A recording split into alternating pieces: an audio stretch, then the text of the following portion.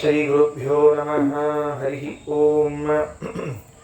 ನಾರಾಯಣಾಯ ಪರಿಪೂರ್ಣಗುಣಾರ್ಣವಾಯ ವಿಶ್ವೋದಯಸ್ಥಿತಿಲಯೋನ್ನಿಯತಿಪ್ರದಾಯ ಜ್ಞಾನಪ್ರದಾಯ ವಿಬುಧಾಸುರಸೌಖ್ಯದುಃಖಸತ್ಕಾರಣಾಯ ವಿತತಾಯ ನಮೋ ನಮಸ್ತೆ. ಅಸ್ಮದ್ಗುರುಸಮಾರಂಭಾಂ ಟೀಕಾಕೃತ್ಪಾದಮಧ್ಯಗಾಂ ಶ್ರೀಮದಾಚಾರ್ಯಪರ್ಯಂತಾಂ ವಂದೇ ಗುರುಪರಂಪರಾಂ. ಪೃಥ್ವೀಮಂಡಲಮಧ್ಯಸ್ಥಾಃ ಪೂರ್ಣಬೋಧಮತಾನುಗಾಃ ವೈಷ್ಣವಾ ವಿಷ್ಣುಹೃದಯಾಃ ತಾನ್ ನಮಸ್ಸೇ ಗುರೂನ್ ಮಮ. ಆಪಾದಮೌಳಿಪರ್ಯಂತಂ ಗುರುಣಾಮಾಕೃತಿಂ ಸ್ಮರೇತ್ ತೇನ ವಿಘ್ನಾಃ ಪ್ರಣಶ್ಯಂತಿ ಸಿದ್ಧ್ಯಂತಿ ಚ ಮನೋರಥಾಃ. ವೈಕುಂಠರಾಮೋ ಯಂಬವರೇ ಸ್ವಯಮೇವ ಸ್ವಪೂಜಕಂ ಸರ್ವಪ್ರಿಯಾಯ ಯೋಗೀಂದ್ರಂ ನಮಿ ಸಜ್ಞಾನಸಿದ್ಧಯೇ. ಶ್ರೀ ಗುರುಭ್ಯೋ ನಮಃ. ಶ್ರೀಮನ್ಮಹಾಭಾರತ ತಾತ್ಪರ್ಯ ನಿರ್ಣಯದ 8 ಅಧ್ಯಾಯಗಳು ಇಲ್ಲಿವರೆಗೆ ಪ್ರತಿ ಶ್ಲೋಕದ ಅನುವಾದ ಹಾಗೂ ಪ್ರವಚನ ಮುಕ್ತಾಯವಾಗಿದೆ.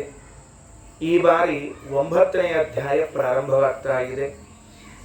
ಈ 9ನೇ ಅಧ್ಯಾಯದಲ್ಲಿ 141 ಶ್ಲೋಕಗಳು. ಇದೊಂದು ವಾರದ ಅವಧಿ. ಅಕಸ್ಮಾತ್ ಒಂದು ದಿವಸ 2 ದಿವಸ ಆ ಕಡೆ ಈ ಕಡೆ ಆದರೂ ಕೂಡ ಒಟ್ಟಾರೆ ಈ ಅಧ್ಯಾಯವನ್ನು ಮುಗಿಸ್ಬೇಕು ಅಂತ ಇಟ್ಟುಕೊಂಡಿದ್ದೇನೆ. ಹನುಮತ್ ಜಯಂತಿ ಒಂದು ದಿವಸ ಒಳಗೆ ಬಂದ್ಬಿಟ್ಟದ ನಮಗೆ. ಹೀಗಾಗಿ ಒಂದು ದಿವಸ ಹೆಚ್ಚಿಗೆ ಸಿಕ್ಕಿದ್ರೆ 1-2 ಶ್ಲೋಕ ಮುಂದೆ ಹೋಗ್ತಿದ್ವು. ಹನುಮತ್ ಜಯಂತಿ ಆಗಲಿ, ಸಾಂಕೇತಿಕ ಮಂಗಳ ಆಗಲಿ, 1-2 ದಿವಸ ಮುಂದೆ ಹೋದರೂ ಇದನ್ನೇನು ತಪ್ಪಿಸೋದು ಬೇಡ. ಈ ಅಧ್ಯಾಯವನ್ನು ಈ ಸರ್ತಿ ಮಂಗಳ ಮಾಡೋಣ ಅಂತ ಇಟ್ಕೊಂಡಿದ್ದೇನೆ. ಅದರಿಂದ 9ನೇ ಅಧ್ಯಾಯ ಪ್ರಾರಂಭವಾಗ್ತಾ ಇದೆ. ರಾಮ ಪಟ್ಟಾಭಿಷೇಕ ಅಂತ ಇದಕ್ಕೆ ಹೆಸರು. ಈ ಅಧ್ಯಾಯದಲ್ಲಿ ಶ್ರೀರಾಮಚಂದ್ರನಿಗೆ ಪಟ್ಟಾಭಿಷೇಕವಾಗ್ತದೆ. ಪಟ್ಟಾಭಿಷೇಕ ಆದ ಮೇಲೆ ರಾಮರಾಜ್ಯ ಅಂದರೆ ಹೆಂಗಿರ್ತದೆ ಅಂತ ಒಂದು ಕಲ್ಪನೆಯನ್ನು ಕೊಡ್ತಾರೆ ಶ್ರೀಮದಾಚಾರ್ಯ. ವಾಲ್ಮೀಕಿಗಳು, ವೇದವ್ಯಾಸದೇವರು, ಶ್ರೀಮದಾಚಾರ್ಯರು ಮೊದಲಾದವರು ಎಲ್ಲರೂ ಕೂಡ ರಾಮನ ರಾಜ್ಯ ಅಂತನ್ನೋದು ನಮ್ಮ ಕಣ್ಣಿಗೆ ಒಂದು ಹಬ್ಬದಂತೆ ಕಾಣುವಂತೆ ವ್ಯವಸ್ಥೆ ಮಾಡ್ತಾರೆ. ಅದು ಕೆಲವರು ನೋಡಿದರೆ ಅದೇನೋ ಮೇಲೆ ಕಾವ್ಯದ ರೀತಿಯಲ್ಲಿ ವರ್ಣಿಸಿದ್ದಾರೆ, ಏನೋ ರಾಮನನ್ನ ಮೇಲೆತ್ತಬೇಕು ಅನ್ನೋದಕ್ಕೆ ವರ್ಣಿಸಿದ್ದಾರೆ, ಅವನನ್ನೊಬ್ಬ ದೊಡ್ಡ ಪುರುಷನನ್ನಾಗಿ ಮಾಡಬೇಕಾಗಿತ್ತು, ಅದಕ್ಕಾಗಿ ಇಷ್ಟೆಲ್ಲ ವರ್ಣನ ಮಾಡಿದ್ದಾರೇನೋ ಅಂತ ಕೆಲವರಿಗೆ ಅನಿಸ್ತದೆ. ಹಾಗೆ ಆಕ್ಷೇಪವನ್ನು ಮಾಡಿದ್ದುಂಟು. ರಾಮರಾಜ್ಯ ಹಾಗೆಲ್ಲ ಇರಲೇ ಇಲ್ಲ, ಇವರೇ ಸುಮ್ಮನೆ ಎಲ್ಲ ತಾವೇ ಬರ್ಕೊಂಡದ್ದು ಅಂತ ತಿಳಿದುಕೊಂಡು.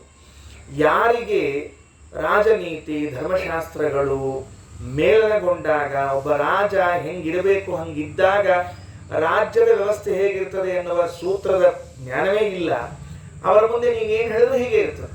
ಈಗ ಉದಾಹರಣೆಗೆ ಮನೆಯಲ್ಲಿ ಒಬ್ಬ ಯಜಮಾನ ಅವನು ಹೇಗಿರ್ತಾನೆ ಅನ್ನೋದರ ಮೇಲೆ ಮನೆಯಲ್ಲಿರುವಂತಹ ವ್ಯಕ್ತಿಗಳೆಲ್ಲ ವ್ಯಕ್ತಿತ್ವ ನಿರ್ಧಾರಿತವಾಗಿರ್ತದೆ. ಆ ಮನೆಯಲ್ಲಿರುವಂತಹ ಯಜಮಾನೇ ಅಸಡ್ಡಾಳ, ಪೂರ್ಣ ಅವ್ಯವಸ್ಥಿತ, ಅಧಾರ್ಮಿಕ, ಏನಿದ್ದಿದ್ದಿಲ್ಲ ಅಂದರೆ ಮುಗಿದೋದ ಕೆಲಸ. ಹಾಗಾಗಿ ರಾಮರಾಜ್ಯ ಅಂತನ್ನುವುದು ಹೇಗಿತ್ತು ಅಂದರೆ ರಾಮನ ವ್ಯಕ್ತಿತ್ವದ ಮೇಲೆ ನಿಂತುಕೊಂಡಿತ್ತಂತೆ. ಇದರ ಬಗ್ಗೆ ಕೆಲವು ಮಾತುಗಳೆಲ್ಲ ಮುಂದೆ ಹೇಳ್ತಾರೆ, ಅದನ್ನು ಪ್ರಾರಂಭ ಮಾಡೋಣಂತೆ. ಮೊದಲು ರಾಮನಿಗೆ ಪಟ್ಟಾಭಿಷೇಕವಾಯಿತು. ಹಿಂದಿನ ಅಧ್ಯಾಯದಲ್ಲಿ ಕೊನೆಗೆ ಬರುವಾಗ 8ನೇ ಅಧ್ಯಾಯದ ಕೊನೆಯಲ್ಲಿ ರಾಮಚಂದ್ರ ತಾನು ರಾಜ್ಯವನ್ನು ಸ್ವೀಕಾರ ಮಾಡಬೇಕು ಅಂತ ಎಲ್ಲ ಪ್ರಜೆಗಳ ಒತ್ತಡ. ಕಾರಣ 14 ವರ್ಷದ ಹಿಂದೆಯೇ ನಾವು ರಾಮರಾಜ್ಯದ ಪ್ರಜೆಗಳು ಅಂತ ಅನಿಸ್ಕೊಳ್ಬೇಕು ಅಂತ ಪ್ರತಿಯೊಬ್ಬರಿಗೂ ಆಸೆ ಇತ್ತಂತೆ. ದಶರಥ 14 ವರ್ಷದ ಹಿಂದೆ ಎಲ್ಲ ಪ್ರಜೆಗಳನ್ನು ಕರೆದು ಕೇಳಿದ್ನಂತೆ, ನನಗೆ ವಯಸ್ಸಾಯಿತು, ಇನ್ನು ನಾನು ರಾಜ್ಯವನ್ನು ಹಸ್ತಾಂತರ ಮಾಡಬೇಕು ಅಂತ ಇಟ್ಕೊಂಡಿದ್ದೇನೆ, ನಾನು ನನ್ನ ಮಗನಾದ ರಾಮನಿಗೆ ಕೊಡಬೇಕು ಅಂತ ಇಟ್ಕೊಂಡಿದ್ದೀನಿ, ನಿಮ್ಮೆಲ್ಲರ ಅಭಿಪ್ರಾಯ ಏನು ಹೇಳ್ರಿ ಅಂತ ಕೇಳಿದ್ದಂತೆ. ಅದಕ್ಕೆಲ್ಲ ಪ್ರಜೆಗಳು ಒಂದೇ ಧ್ವನಿ ಬಂತಂತೆ, ನಾವೆಲ್ಲ ಸಮ್ಮತಿಸಿದ್ದೇವೆ ಅಂತ. 2ನೇ ಧ್ವನಿ ಇದ್ದಿದ್ದಿಲ್ಲ. ಸಭೆಗಳಲ್ಲಿ ಏನು 100 ಜನ ಕೂತಿದ್ರೆ, 200 ಜನ ಕೂತಿದ್ರೆ, 1000 ಜನ ಕೂತಿದ್ರೆ 1000 ಕಂಠದಿಂದ ಬಂದದ್ದು ಒಂದೇ ಒಂದು ಓಂ, ಎಸ್ ನಾವು ತಯಾರಿದ್ದೇವೆ, ಅವಶ್ಯವಾಗಿ ಕೊಡ್ರಿ ಅಂತ ತಿಳ್ಕೊಂಡು. ದಶರಥ ಕೇಳಿದ್ನಂತ ಪ್ರಜೆಗಳಿಗೆಲ್ಲ, ನಾನೇನೋ ರಾಜ್ಯವನ್ನ ರಾಮನಿಗೆ ಕೊಡ್ತೇನೆ ಅಂತಂದ ಕೂಡ ನೀವೆಲ್ಲ ಎಸ್ ಅಂದ್ಬಿಟ್ರಿ, ಒಂದು ಸಣ್ಣ ವಿಚಾರವೂ ಮಾಡಲಿಲ್ವಲ್ಲ. ಏನು ಇಷ್ಟು ದಿವಸ ನಾನು ರಾಜ್ಯ ನಡೆಸ್ಕೊಂಡು ಹೋಗಿದ್ದೇನೆ, ಇಲ್ಲಪ್ಪ ದಶರಥ ನೀವು ಚಲೋ ನಡೆಸಿ ಇರುವಂತೆ ಯಾಕ, ನೀನೇ ಇನ್ನೊಂದು ಸ್ವಲ್ಪ ದಿವಸ ಇರು ಅಂತ ನಿಮ್ಮ ಬಾಯಲ್ಲಿ ಬರಲಿಲ್ಲ. ರಾಮ ಕೊಡ್ತೀನಿ ಅಂತ ಅಂದ್ಕೊಳ್ಳಿ ಹ್ಞೂ ಅಂದ್ರಿ ಅಂದ್ರೆ ನಾ ಎಷ್ಟು ಬ್ಯಾಸರಾಗಿ ನಿಮಗೆ ಅಂತ ಅರ್ಥ ಆಗ್ತದ. ನೋಡಿ ಆ ಸೂಕ್ಷ್ಮ ಎಷ್ಟು ಚೆಂದಾಗಿದೆ. ನಾವು ಕೆಲವರೇನ್ರ ಮತ್ತೆ ಹಿಂಗೆ ವ್ಯವಸ್ಥೆ ಮಾಡಿ, ಹೌದಾ ಭಾಳ ಸಂತೋಷ ಅಂದ್ಬಿಡ್ತೀವಿ. ಯಾಕೆ ನಾವೇನ್ರ ಇದ್ರೆ ಇನ್ನೇನ್ರ ಅವಘಡ ಆಗ್ತದೆ ಅಂತ ಅವ್ರಿಗೆ ವಿಷಯ, ಅದಕ್ಕೆ ಬೇಡ ಕೊಟ್ಬಿಡ್ರಿ ಮುಗಿದು ಹೊತ್ತು ಅಂತ. ಹಾಗಂದ್ರೆ ಪ್ರಜೆಗಳಂತಾರೆ, ನಿನ್ನ ಬಗ್ಗೆ ನಮಗೇನೂ ತಕರಾರಿಲ್ಲ, ದಶರಥ ನೀನು ರಾಜ್ಯವನ್ನ ಬಹಳ ಚಂದ ಮಾಡಿ ಎಂಬುದು ಗೊತ್ತದ, ಒಪ್ಕೊಳ್ತೀವಿ. ಆದರೆ ಪರಲೋಕದಲ್ಲಿ ನಾವು ಸ್ಥಾನವನ್ನ ಪಡೆಯಬೇಕಾಗಿದ್ರೆ, ಇನ್ನೊಂದು ಲೋಕ ಅಂತಿದೆ, ಆ ಲೋಕದಲ್ಲಿ ನಾವು ಸ್ಥಾನವನ್ನ ಪಡೆಯಬೇಕಾಗಿದ್ರೆ ಅಲ್ಲಿ ಹೋದಾಗ ನೀನು ಯಾರ ಪ್ರಜೆ ಅಂತ ಕೇಳಿದ್ರೆ ರಾಮನ ಪ್ರಜೆ ಅಂತ ಹೇಳಿಕೊಂಡಾಗ ಮಾತ್ರ ಒಳಗೆ ಪ್ರವೇಶ ಇರ್ತದೆ. ದಶರಥನ ಪ್ರಜೆಯ ಪರವಾಗಿಲ್ಲ ಅಂತ ಅಂದ್ಬಿಡ್ತಾ, ಅದು ಲೌಕಿಕಕ್ಕೆ ಮಾತ್ರ ಸಂಬಂಧಪಟ್ಟದ್ದು. ಭಗವಾನ್ ಶ್ರೀರಾಮಚಂದ್ರನ ಪ್ರಜೆಗಳು ಅಂತ ಕರೆಸಿಕೊಂಡಾಗ ಮಾತ್ರ ನಮಗೆ ಪಾರತ್ರಿಕವೂ ಅನುಕೂಲವಾಗ್ತದೆ. ಹಾಗಾಗಿ ನಾವೆಲ್ಲ ರಾಮ ರಾಜನಾಗಲಿ ಅಂತ ಅಪೇಕ್ಷೆ ಪಟ್ಟಿದ್ದೇವೆ ಅಂತ ತಿಳಿಸ್ತಾರೆ. ದಶರಥನ ಮನಸ್ಸಿನಲ್ಲಿ ಇದ್ದದ್ದು ಅದೇ ಇತ್ತಾದ್ದರಿಂದ ಅವರಿಗೆ ಪಟ್ಟವನ್ನ ಕೊಟ್ಬಿಡ್ತಾನೆ. ಹೀಗಾಗ್ತದೆ. ಇದಾದ ಮೇಲೆ ಅವತ್ತೇ ನಿರ್ಧಾರಿತ ಆದದ್ದು 14 ವರ್ಷ ಮುಂದೂಡಲ್ಪಟ್ಟದ್ದು. ಕೆಲವೊಮ್ಮೆ ಕಾರ್ಯಕ್ರಮ ಮುಂದಿನ ತಿಂಗಳು ಹಾಕಲಾಗಿದೆ ಅಂತ ಹಿಂಗಂತಿರ್ತಾರೆ ನೋಡ್ರಿ, ಮುಂದೂಡಲಾಗಿದೆ ಮುಂದಿನ ತಿಂಗಳು, ಅದ್ರ ಮುಂದಿನ ತಿಂಗಳು ಅಂತ. ಇದು 14 ವರ್ಷ ಮುಂದೂಡಲಾಗಿದೆ ಅಷ್ಟೇ ಕಾರ್ಯಕ್ರಮ. 14ನೇ ವರ್ಷ ಬಂದಾಗ ಪ್ರಜೆಗಳೆಲ್ಲ ಮತ್ತೆ ಒತ್ತಾಯ ಮಾಡಿ ರಾಮಚಂದ್ರನಿಗೆ ಪಟ್ಟ ಕಟ್ತಾರೆ. ಭವ್ಯವಾದ ಪಟ್ಟಾಭಿಷೇಕದ ಮಹೋತ್ಸವ. ರಾಮ ಸೀತೆಯರನ್ನ ಪೀಠದ ಮೇಲೆ ಕೂಡಿಸಿಬಿಟ್ಟು ಸಿಂಹಾಸನ ಮೇಲೆ ಕೂಡಿಸಿ ಇಟ್ಟು ವಸಿಷ್ಠರೇ ಮೊದಲಾಗಿರುವಂಥವರು ಎಲ್ಲ ಋಷಿಗಳು ಬಂದಿದ್ದಾರೆ. ಪ್ರತಿಯೊಂದು ಕಾರ್ಯದಲ್ಲೂ ಶ್ರೀರಾಮಚಂದ್ರ ಏನೇ ಮಾಡಿದ್ರು ವಸಿಷ್ಠ ವಿಶ್ವಾಮಿತ್ರರಂತಹ ಋಷಿಕುಲೋತ್ತಮರನ್ನ ಬಿಟ್ಟು ಯಾವ ಕಾರ್ಯವನ್ನು ಮಾಡ್ತಿರಲಿಲ್ಲ. ಅವರನ್ನೆಲ್ಲ ಕರೆಸಿದ್ದಾರೆ. ಎಲ್ಲರೂ ಬಂದಿದ್ದಾರೆ. ಎಲ್ಲ ಕಪಿಗಳ ಸಮಕ್ಷಮದಲ್ಲಿ ವಿಭೀಷಣ ಬಂದಿದ್ದಾನೆ. ಸ್ವತಃ ಪ್ರಜೆಗಳೆಲ್ಲ ಇದ್ದಾರೆ. ರಾಮನಿಗೆ ಸಂಬಂಧಪಟ್ಟವರು ಎಲ್ಲ ಸಂಬಂಧಿಕರು ಬಂದು ನಿಂತಿದ್ದಾರೆ. ಎಲ್ಲರ ಸಮ್ಮುಖದಲ್ಲಿ ಅಯೋಧ್ಯ ಪಟ್ಟಣದಲ್ಲಿ ಒಂದು ಶುಭ ಮುಹೂರ್ತದಲ್ಲಿ ಶ್ರೀರಾಮಚಂದ್ರನಿಗೆ ಆ ತಲೆಯ ಮೇಲೆ ಕಿರೀಟವನ್ನ ಇಟ್ಟು ಅಭಿಷೇಕಾದಿಗಳನ್ನು ಮಾಡಿ ಪಟ್ಟಾಭಿಷೇಕವನ್ನು ನೆರವೇರಿಸ್ತಾ ಇದ್ದಾರೆ. ಪ್ರಜೆಗಳಿಗೆಲ್ಲ ಆನಂದವೂ ಆನಂದ. ಇವತ್ತಿನಿಂದ ಹೆಸರೇನು, ನಾವು ಅಯೋಧ್ಯಾಪುರವಾಸಿಗಳು ಅಂದ್ರೆ ಇಷ್ಟು ದಿವಸ ದಶರಥ ರಾಜನಲ್ಲಿ ಇದ್ದವರು, ಅಯೋಧ್ಯೆಯಲ್ಲಿದ್ದವರು ಅಂತ. ಇವತ್ತಿನಿಂದ ಎಲ್ಲರ ಮನೆ ಮುಂದೆ ರಾಮನ ಪ್ರಜೆಗಳು ಅಂತ ಅಡ್ರೆಸ್ ಹಾಕೊಳ್ಬಹುದು. ಅದಕ್ಕೆ ಅಷ್ಟು ಸಂತೋಷದಿಂದ ಎಲ್ಲರೂ ಅದರಲ್ಲಿ ಪಾಲ್ಗೊಂಡಿದ್ದಾರೆ. ಆಗ ರಾಮ ತಾನು ರಾಜ್ಯವನ್ನು ಸ್ವೀಕಾರ ಮಾಡಿದ ಮೇಲೆ ಯಾರಿಗೆ ಉತ್ತರಾಧಿಕಾರಿ, ಯುವರಾಜನನ್ನು ಮಾಡಬೇಕಲ್ಲ, ಅದೊಂದು ಜವಾಬ್ದಾರಿ ಇದೆ ರಾಜನದ್ದು. ಮೊದಲನೇ ಶ್ಲೋಕ ಪ್ರಾರಂಭವಾಗ್ತಾ ಇದೆ.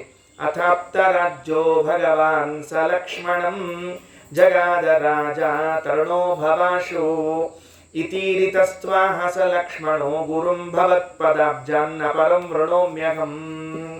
ರಾಮ ಇನ್ಯಾರಿಗೂ ಕೇಳಿಲ್ಲ. ಭರತ ಇದ್ದಾನೆ, ಶತ್ರುಘ್ನ ಇದ್ದಾನೆ, 3 ಜನ ತಮ್ಮಂದರು.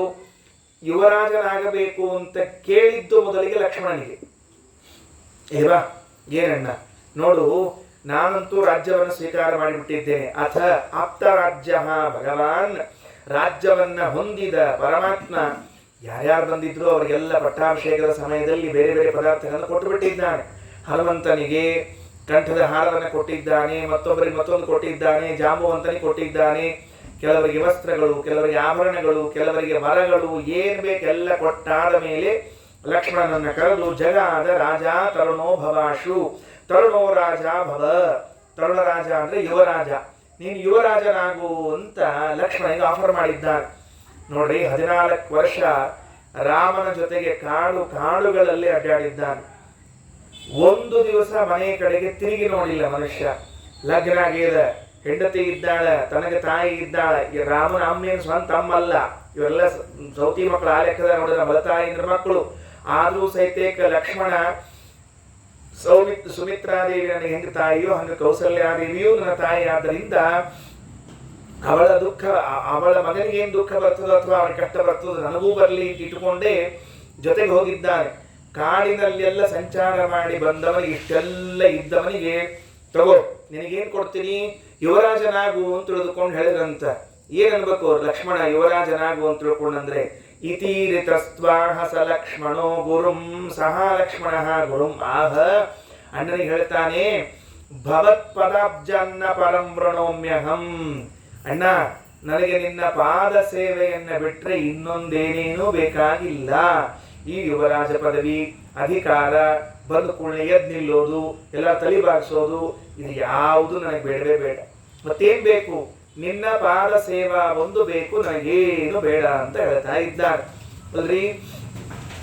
ಲಕ್ಷ್ಮಣನಂತಹ ವ್ಯಕ್ತಿಗೆ ರಾಜ್ಯವೇ ಬಂದು ನಿಂತಾಗ ಯಾಕೆ ಬೇಡ ಅನ್ಬೇಕಾಯ್ತು? ಯಾರಾದ್ರೂ ಕೊಡ್ತೀನಿ ಅಂದ್ರೆ ನೋಡ್ರಿ ಮುಗಿದ ಕೆಲಸ. ಇಲ್ಲಿ ನೋಡ್ತಿರ್ಬೇಕು ಲೋಕದಲ್ಲಿ MLA ticket, MP ticket, corporator ticket ಕೊಡ್ತಾರ ಅಂತ ಅಂದ್ಬಿಟ್ರೆ ಅದು ಕೊಡ್ತಾರ ಅಂತ ಇಷ್ಟ ಸುದ್ದಿ ಬಂದ್ರೆ ಸಾಕು, ಬ್ಯಾಂಡು ಬಾಜಾ ಬಾರ ತಗೊಂಡು ಅಲ್ಲಿ ತನಕ ಹೋಗಿ ಅದನ್ನ ತಗೊಂಡ್ ಬರೋದೇನು, ಭಾರಿ ಮಾಡೋದೇನು, ಏನೋ ಜಗತ್ತನ್ನೇ ಗೆದ್ದೀನಿ ಅನ್ನೋ ಅಂತ ಭ್ರಾಂತಿ ಒಳಗಿರ್ತದೆ. ಲಕ್ಷ್ಮಣ ಯಾಕೆ ಒಲ್ಲೆ ಅಂದ? ಇದ್ರ ಹಿಂದಾದ ಒಂದು ಘಟನೆ. ಹನುಮಂತ ದೇವರಿಗೆ ರಾಮ ಕೇಳಿದ್ನಲ್ಲ, ಎದುರಿಗೆ ನೋಡ್ತಾ ಇದ್ನಂತೆ ಲಕ್ಷ್ಮಣ. ಏನ್ ಕೇಳಿದ? ಹನುಮ, ಸೀತಾದೇವಿನ ಹುಡ್ಕೊಂಡ್ ಬಂದವ್ ನೀನ್ ಇದ್ದಿದ್ದಿಲ್ಲ ಅಂದ್ರೆ ಸೀತೆ ಇದ್ದಾಳೆ ಅಂತ ಗೊತ್ತಾಗ್ತಿರ್ಲಿಲ್ಲ. ಸೀತೆ ಇದ್ದದ್ದು ಗೊತ್ತಾಗಿದ್ದೆಲ್ಲ ನಿನ್ನಿಂದ, ಆದ್ರಿಂದ ನಿನಗೇನ್ ಬೇಕು ಕೊಡ್ತೀನಿ ಕೇಳು ಅಂತ ಹೇಳಿದ್ರೆ ಹನುಮಂತ ದೇವ್ರು ಏನ್ ಕೇಳಿ ಗೊತ್ತೇನು? ಎಷ್ಟೇ ಕಥಾ ಸೇವಕಗೇವ ಸರ್ವದ ಸದಾ ರತಿಸ್ತ್ವಯ್ಯಚಲೈಕ ಭಕ್ತಿ ಸಜೀವಮಾನಸ್ತ್ವಪರಃ ಕಥಂಚಿತ ತಜ್ಜೀವನಂ ಮೇ ಸ್ವಧಿಕಂ ಸಮಸ್ತಾತ್. ಬೇಡವೇ ಬೇಡ, ನನಗೆ ನೀ ಏನು ಕೊಡಬೇಡ. ಎಷ್ಟೇ ಕಥಾ ಸೇವಕ ಏವ ಸರ್ವದ, ನಿನ್ನ ಕಥಾಶ್ರವಣ ಸದಾ ಆಗ್ತಾ ಇರ್ಲಿ, ನಿನ್ನ ಪಾದ ಸೇವಾ ಸಿಗುತ್ತಿರ್ಲಿ. ಪ್ರವರ್ಧತಾಂ ಭಕ್ತಿರಲಂ ಕ್ಷಣೇ ಕ್ಷಣೇ ತ್ವಯೀಶಮೇಹಾಸ ವಿವರ್ಜಿತ ಸತಿ. ಪ್ರತಿ ಕ್ಷಣದಲ್ಲೂ ನಿನ್ನಲ್ಲಿ ನನಗೆ ಭಕ್ತಿ ಬೆಳೆಯಬೇಕಷ್ಟೇ ಹೊರತಾಗಿ ಬೇರೆ ಏನು ಬೇಡ ಅಂತ ಹನುಮಂತ ದೇವರು ಹಿಂದಿನ ಕ್ಷಣದಲ್ಲಿ ಮಾತನಾಡಿದ್ದು ಲಕ್ಷ್ಮಣ ಮನಸ್ಸಿನ ಮೇಲೆ ಎಷ್ಟು ಪ್ರಭಾವ ಬೀರಿದೆ ಅಂತ ಕೇಳಿದ್ರೆ, ಹನುಮಂತನ ಹಾದಿಯನ್ನೇ ಹಿಡಿದ ಹೊರತಾಗಿ ಬೇರೆ ಯಾರ ಹಾದಿ ಹಿಡಿಲಿಲ್ಲ. ಬೇರೆ ಯಾರ ಹಾದಿ ಹಿಡಿಲಿಕ್ಕೆ ಇನ್ಯಾರಿದ್ದಾರೆ ಆಚಾರ ಹಿಡಿಲಿಕ್ಕೆ ಅಂದ್ರೆ? ಸುಗ್ರೀವನಿದ್ದಾನೆ, ವಿಭೀಷಣ ಇದ್ದಾನೆ. ಸುಗ್ರೀವ ರಾಮನ ಕಡೆಗೆ ಬಂದದ್ದು ಯಾಕೆ? ನನಗೆ ರಾಜ್ಯ ಕೊಡಿಸು ಅಂತ ಬಂದಿದ್ದವ. ರಾಮ ನಿನ್ ಪಾದ ಸೇವಾ ಕೊಡು ಅಂತೇನು ಬಂದಿದ್ದಿಲ್ಲ. ಸುಗ್ರೀವನನ್ನೂ ನೋಡಿದ್ದಾನೆ ಲಕ್ಷ್ಮಣ, ವಿಭೀಷಣನನ್ನೂ ನೋಡಿದ್ದಾನೆ. ವಿಭೀಷಣ ಅಂತೂ ಲಂಕಾಪಟ್ಟಣ ಬಿಟ್ಟು ಇಲ್ಲಿ ಬಂದ ಶರಣಾಗತನಾದ. ಯಾಕ ಅಂದ್ರೆ ರಾಮನ ಸತ್ತ ಸಾಯ್ತಾನ, ರಾಜ್ಯ ರಾಮನ ಕಡೆ ಹೋಗ್ತದೆ, ರಾಮನ ಕೊಡ್ತಾನ ಅಂತ ತಿಳ್ಕೊಂಡು ವಿಶ್ವಾಸದಿಂದ ಬಂದಿದ್ದ. ಎದುರಿನಲ್ಲಿ 3 ಜನ ವ್ಯಕ್ತಿಗಳಿದ್ದಾರೆ.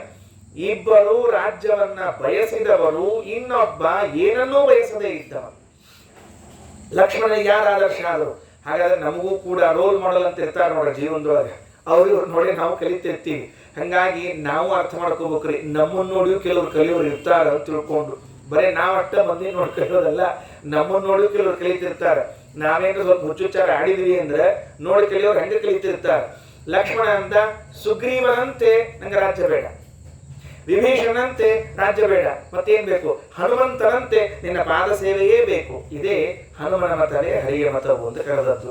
ಹನುಮಂತ ದೇವರು ಏನ್ ಮಾಡ್ತಾರೋ ಅದು ನಮಗೆ ಅತ್ಯಂತ ಶ್ರೇಯಸ್ಸಾಗುವಂತಹದ್ದು. ಭಗವತ್ಪದಾಬ್ಜಾನ್ನ ಪರಂ ಋಣೋಮ್ಯಹಂ, ನಿನ್ನ ಪಾದ ಸೇವೆಯನ್ನು ಬಿಟ್ಟರೆ ನನಗೆ ಬೇರೆ ಏನು ಬೇಕಾಗಿಲ್ಲ ಅಂತ ಹೇಳ್ತಾ ಇದ್ದಾರೆ. ಅಂದ್ರೆ ಕೇಳಿದಂತೆ, ಅಲ್ಲಪ್ಪ ಪಾದ ಸೇವಾ ಬೇಕು, ಪಾದ ಸೇವಾ ಬೇಕು ಅಂತಿ ಕೊಡ್ತೀನಿ ಅಂತ ಇಟ್ಟುಕೋ, ಅದ್ರೊಳಗೆ ಏನು ಮಹತ್ವದ?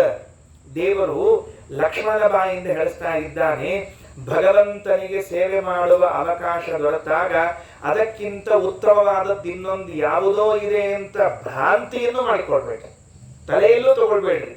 ದೇವರು ಅವಕಾಶ ಒದಗಿಸಿಕೊಟ್ಟಿರ್ತಾನೆ ನೋಡ್ರಿ. ಎಲ್ಲರಿಗೂ ಸೇವಾ ಅವಕಾಶ ಕೊಡೋದಿಲ್ಲ. ಎಷ್ಟು ಮಂದಿ ಇರ್ತಾರೆ ಲೋಕದಲ್ಲಿ, ಎಲ್ಲರಿಗೂ ಸೇವಾ ಅವಕಾಶ ಸಿಗ್ತದ? ಈಗ ಉದಾಹರಣೆಗೆ ಹನುಮಂತನ್ನೇ ತೆಗೆದುಕೊಳ್ಳ್ರಿ, ಲಕ್ಷ್ಮಣನೇ ತೆಗೆದುಕೊಳ್ಳ್ರಿ. ಲಕ್ಷ್ಮಣನಿಗೆ ಸಿಕ್ಕಂತಹ ಸೇವಾ ಅವಕಾಶ ಭರತನಿಗೆ ಸಿಗ್ತಾ ಇಲ್ಲ, ಶತ್ರುಘ್ನಿಗೆ ಸಿಗ್ತಾ ಇಲ್ಲ, ಸುಗ್ರೀವನಿಗೆ ಸಿಗ್ತಾ ಇಲ್ಲ. ಅಲ್ಲೇ ಇದ್ದಾರೆ ಇದ್ದವರು ಎಲ್ಲರಿಗೂ ಕೂಡ ಭಗವಂತ ಸೇವಾವಕಾಶವನ್ನ ಕೊಡುವುದಿಲ್ಲ. ನಮಗೆ ಏನೋ ಒಂದು ದೇವರ ಅವಕಾಶ ಕೊಟ್ಟ ಸೇವಾ ಮಾಡಲಿಕ್ಕೆ ಅಂದ್ರೆ ಏನ್ ಹೆಮ್ಮೆ ಪಡಬೇಕು ಗೊತ್ತೇನು? ದೇವರು ಉಳಿದವರನ್ನ ಸರಿಸಿ ನನ್ನನ್ನ ಈ ಜಾಗಕ್ಕೆ ಇಟ್ಕೊಂಡಿದ್ದಾನಲ್ಲ, ಏನೋ ಜನ್ಮಾಂತರದ ಪುಣ್ಯ, ಜನ್ಮಾಂತರದಲ್ಲಿ ಮಾಡಿದ ಸೇವೆಯನ್ನ ನೋಡಿ ಈ ಸರ್ತಿ ದೇವರ ಸೇವಾವಕಾಶ ಕೊಟ್ಟಿದ್ದಾನೆ. ಸೇವಾವಕಾಶ ಕೊಟ್ಟಾಗ ಅನ್ಕೋಬೇಕು, ನಾವು ಮಾಡಿದ ಸೇವಾ ದೇವರಿಗೆ ಸೇರೇದ, ಅದಕ್ಕೆ ಕೊಟ್ಟ ನಂತರ ತಿಳ್ಕೋಬೇಕ್ರಿ. ಅದನ್ನ ಬಿಟ್ಬಿಟ್ಟು ಇದೆಲ್ಲ ಹಚ್ಚತಪ್ಪ ಮತ್ ನನಗೊಂದು ಹೊಸ ಕರ್ಮ, ನಂದ ನನಗೆ ರಗಡಾಗ್ಯದ, ಬೆಳಿಗ್ಗೆದ್ದಾಗಿ ಸಂತಕ ನಂದ ಕೇಳೋರಿಲ್ಲ ಹೇಳೋರಿಲ್ಲ, ಮತ್ತೊಂದು ಹೊಸ ಹಚ್ಚಿದ್ನಲ್ಲಪ್ಪ ದೇವರು ಅಂತ ಅನ್ಕೋಬಾರ್ದು. ಯಾವುದೇ ಒಂದು ಭಗವಂತ ಸೇವೆಯನ್ನು ಕೊಟ್ಟಾಗಲೂ ಕೂಡ ನಾವೆಷ್ಟು ಸಂತೋಷ ಪಡಬೇಕು ಅಂದ್ರೆ, ಏನೋ ಬೇರೆ ಸೇವೆಗಳನ್ನ ನೋಡಿ ದೇವರು ಸಂತಸದಿಂದ ಅನುಗ್ರಹಿಸಿದ್ದಾನೆ. ಕೃಪಾ. ಮುಂದಿನ ಶ್ಲೋಕದಲ್ಲಿ ನಮಾಂ ಭವತ್ಪಾದ ನಿಷೇವಣೈಕ ಸ್ಪೃಹಂ ತದನ್ಯತ್ರ ನಿಯೋಕ್ತು ವರ್ಣಸಿ ನಹೀದೃಶಃ ಕಶ್ಚಿದನುಗ್ರಹ ಕ್ವಚಿತ ತದೈವ ಮೇ ದೇಹಿ ತತಃ ಸದೈವ. ನ ಮಾಂ ಭವತ್ಪಾದ ನಿಷೇವಣೈಕ ಸ್ಪೃಹಂ. ನಾನು ಭವತ್ಪಾದ ನಿಷೇವಣೈಕ ಸ್ಪೃಹ ಅಂದ್ರೆ ಏನು? ಭಗವಂತನ ಪಾದ ಸೇವೆಯನ್ನ ಬಿಟ್ರೆ ಇನ್ನೊಂದೇನೇನು ಬೇಕಾಗಿಲ್ಲ. ಅಷ್ಟು ಸೇವಾ ಭಾಗ್ಯ, ಅಷ್ಟು ಸೇವೆ ಹುಚ್ಚು ನನಗೆ. ಭವತ್ಪಾದ ನಿಷೇವಣೈಕ ಸ್ಪೃಹಂ ಮಾ, ನಿನ್ನ ಪಾದ ಸೇವಾ ಮಾಡೋದ್ರಲ್ಲಿ ಎಷ್ಟು ಆನಂದ ಕಂಡಿದ್ದೀನಿ ಅಂದ್ರೆ ಅದೇನಾಯ್ತ್ರಿ, 14 ವರ್ಷ ರಾಮನ ಜೊತೆಗೆ ಇದ್ನಲ್ಲ, ನಿತ್ಯ ಪಾದ ಸೇವಾ, ನಿತ್ಯ ಪಾದ ಸೇವಾ. ನೋಡ್ರಿ, ನಾವೆಲ್ಲ ದಿವಸ ಬೆಳಗ್ಗೆದ್ದು ದೇವ್ರ ಮನೆಗೆ ಹೋಗಿ ಬಾಗ್ಲ ತೆಗೆದು ಮಂಟಪ ನೋಡಿ ಪೆಟ್ಟಿಗೆ ನೋಡಿ ನಮಸ್ಕಾರ ಮಾಡಿರ್ತೀವಿ. ದೇವ್ರನ್ನ ನೋಡಂಗಿಲ್ಲ, ಮತ್ತೆ ದೇವ್ರ ಪ್ರತಿಮಾ ತೆಗೆದಿಟ್ಟಿರ್ತೀವಿ ನಾವೇನ್ರಿ. ಯಾರ ಕೆಲವರು ಪ್ರತಿಮಾ ತೆಗೆದಿಟ್ಟಿದ್ರೆ ಪ್ರತಿಮಾ ಕಾಣ್ತಾವ, ನಿಜವಾದ ದೇವರಲ್ಲ, ಕಲ್ಲಿನ ಪ್ರತಿಮಾಗಳು, ಪಂಚಲೋಹದ ಪ್ರತಿಮಾಗಳು. ಆದ್ರೆ ಲಕ್ಷ್ಮಣನಿಗೆ ಮಲಗಿದ್ದೇ ರಾಮನ ಪಾದ ಹತ್ರ ಮಲಗಬೇಕು, ಮಲಗೋ ತನಕನೂ ರಾಮನ ಪಾದವನ್ನ ನೋಡಿಯೇ ಮಲಗಿ, ಎದ್ದು ಕೂಡ್ಲೇನೂ ರಾಮನ ಪಾದವನ್ನೇ ನೋಡಿ ಹೇಳುವಂತಹ ಭಾಗ್ಯ ಅವನಿಗೆ ಸಿಕ್ಕಿತ್ತಲ್ಲ. ರಾತ್ರಿ ಮಲಗೋ ತನಕ ಪಾದ ಸೇವೆ ಮಾಡ್ತಿದ್ದಂತೆ, ಪಾದ ಬತ್ತುತ್ತಿದ್ದಂತೆ. ಅವನಿಗೆ ಬೇಕಾದ ಸಾಮಗ್ರಿಗಳನ್ನು ತಂದುಕೊಳ್ಳೋದು, ನೀರು ನಿಡಿ ಮತ್ತೊಂದು ಎಲ್ಲ ಸೇವೆ ಮಾಡಿ ಮಾಡಿ ಮಾಡಿ ಮಾಡಿ ಎಷ್ಟು ಅಭ್ಯಾಸ ಆಗ್ಬಿಟ್ಟಿತ್ತು ಅಂದ್ರೆ, ಇನ್ನು ನನ್ನ ಜೀವನದೊಳಗೆ ಏನಾದರೂ ಇದ್ರೆ ಸೇವಾ ಒಂದೇ, ಸೇವಾ ಒಂದೇ, ಇನ್ನೇನಿಲ್ಲ. ನಮಾಂ ಭವತ್ಪಾದ ನಿಷೇವಣೈಕ ಸ್ಪೃಹಂ ತದನ್ಯತ್ರ ನಿಯೋಕ್ತು ಬರ್ಹಸಿ. ಇಷ್ಟು ಆಸೆ ಇಟ್ಟುಕೊಂಡಿರುವ ನನ್ನನ್ನ ನೀ ಬೇರೆ ಕಡೆಗೆ, ಬೇರೆ ಕೆಲಸದಲ್ಲಿ ನೋಡು, ಯುವರಾಜನಾಗು, ರಾಜ್ಯವನ್ನು ನೋಡ್ಕೋ, ಅಲ್ಲಿ ಹೋಗು ಇಲ್ಲಿ ಹೋಗು, ಅಧಿಕಾರ ತೋರಿಸು, ಏನ್ ಸ್ವಾಮಿ ಇದೆಲ್ಲ? ಅದು ಬೇಡ ಬೇಡ, ನನಗೆ ಬೇಡ, ಅವಶ್ಯ ಬೇಡವೇ ಬೇಡ. ಹಾಗಾದ್ರೆ ರಾಮ ಲಕ್ಷ್ಮಣನಿಗೆ ಒಂದು ಅವಕಾಶ ಕೊಟ್ಟ. ಏನು ಅಂದ್ರೆ, ನಿನಗೆ ನನ್ನ ಪಾದ ಸೇವೆ ಬೇಕಾ, ರಾಜ್ಯ ಬೇಕಾ ಅಂತ. ಕಾಠಕೋಪನಿಷತ್ತಿನಲ್ಲಿ ನಚಿಕೇತ ಯಮದೇವರ ಹತ್ರ ಹೋಗಿರ್ತಾರೆ, ಕೇಳ್ತಾನೆ. ಹೇ ಯಮದೇವರು ನಚಿಕೇತನಿಗೆ ನಿಜವಾಗಿಯೂ ತತ್ವವನ್ನು ತಿಳ್ಕೊಳ್ಬೇಕು ಅಂತ ಆಶಾ ಅದನೋ, ಪರಮಾತ್ಮ ತಿಳ್ಕೊಳ್ಬೇಕು ಅಂತ ಆಶಾ ಅದನೋ, ಕೆಲವೊಮ್ಮೆ ಪ್ರಭಾವಕ್ಕೆ ಹಂಗಾಗಿರ್ತದೆ. ಅಂದ್ರೆ ಎಡಕ್ಕೆ ಬಲಕ್ಕೆ ಇದ್ದವ್ರು ನೋಡಿ ಇವ್ರು ಹಂಗೆ ಮಾಡ್ತಿರ್ತಾರೆ, ಸ್ವಂತಕ್ಕೆ ಹಂಗೆ ಮಾಡ್ತಿರಂಗಿಲ್ಲ. ಹಂಗೆ ಯಾರ ಪ್ರಭಾವದಿಂದ ಇವ ಮತ್ತೆ ನಾನು ದೇವರು ತಿಳ್ಕೊಳಿಕ್ ಬಂದೀನೇನು ಅಂತ ತಿಳ್ಕೊಂಡು ನೋಡು, ಒಂದು ಕಡೆಗೆ ಭಗವತ್ ತತ್ವದ ಉಪದೇಶ, ಇನ್ನೊಂದು ಕಡೆಗೆ ಬೆಳ್ಳಿ ಬಂಗಾರ ಮುತ್ತು ರತ್ನ ಹೆಂಡತಿ ಮಕ್ಕಳು ದೀರ್ಘಾಯುಷ್ಯ ರಾಜ್ಯ ಏನ್ ಬೇಕು ಕೊಡ್ತೀನಿ, ನಿಂಗೆ ಯಾವ್ದು ಬೇಕು ಕೇಳು ಅಂತ. ಅದಕ್ಕೆ ನಚಿಕೇತ ಅಂತಾನ, ಸ್ವಾಮಿ ಇವೆರಡಕ್ಕೆ ಏನ್ ಹೆಸರವ ಅಂತ. ಒಂದು ಶ್ರೇಯೋ ಮಾರ್ಗ, ಒಂದು ಪ್ರೇಯೋ ಮಾರ್ಗ ಅಂತ ಹೆಸರಿರ್ತದೆ. ಒಂದು ಶ್ರೇಯೋ ಮಾರ್ಗ, ಒಂದು ಪ್ರೇಯೋ ಮಾರ್ಗ. ಅದಕ್ಕೆ ಯಾರು ಶ್ರೇಯೋ ಮಾರ್ಗವನ್ನ ಆರಿಸ್ಕೊಳ್ತಾರ, ಯಾರು ಪ್ರೇಯೋ ಮಾರ್ಗವನ್ನ ಆರಿಸ್ಕೊಳ್ತಾರೆ. ಇವು ಮುತ್ತು ರತ್ನ ಬೆಳ್ಳಿ ಬಂಗಾರ ಎಲ್ಲ ಪ್ರೇಯೋ ಮಾರ್ಗ, ಇವೆಲ್ಲ ಬಹಳ ಪ್ರಿಯ ಆಗಿರ್ತಾವ. ಅವ್ರು ನೋಡಿದ ಕೂಡಲೇ ಆಶಾ ಬರ್ತಿರ್ತದೆ, ಚಂದದ ಇರ್ಲಿ ಹಿಂಗೆಲ್ಲ ಆಗ್ತಿರ್ತದೆ. ಶ್ರೇಯೋ ಮಾರ್ಗ ಅಂತಂದ್ರೆ ಅದು ಇಲ್ಲೇನೂ ಸಿಕ್ತಿರಂಗಿಲ್ರಿ. ಇಲ್ಲಿ ಬರೀ ಒಣ ಠಣ ಎಲ್ಲಾರು ಬೈಯೋದು, ಅನ್ನೋದು, ಆಡೋದು, ಮಡಿ ಅಂತ, ಮೈಲಿಗೆ ಅಂತ, ಪುಸ್ತಕ ಅಂತ, ಬರೀ ಭಜನೆ ಅಂತ, ಪಾಠ ಅಂತ, ಪಾರಾಯಣ ಅಂತ, ಜಪ ಅಂತ.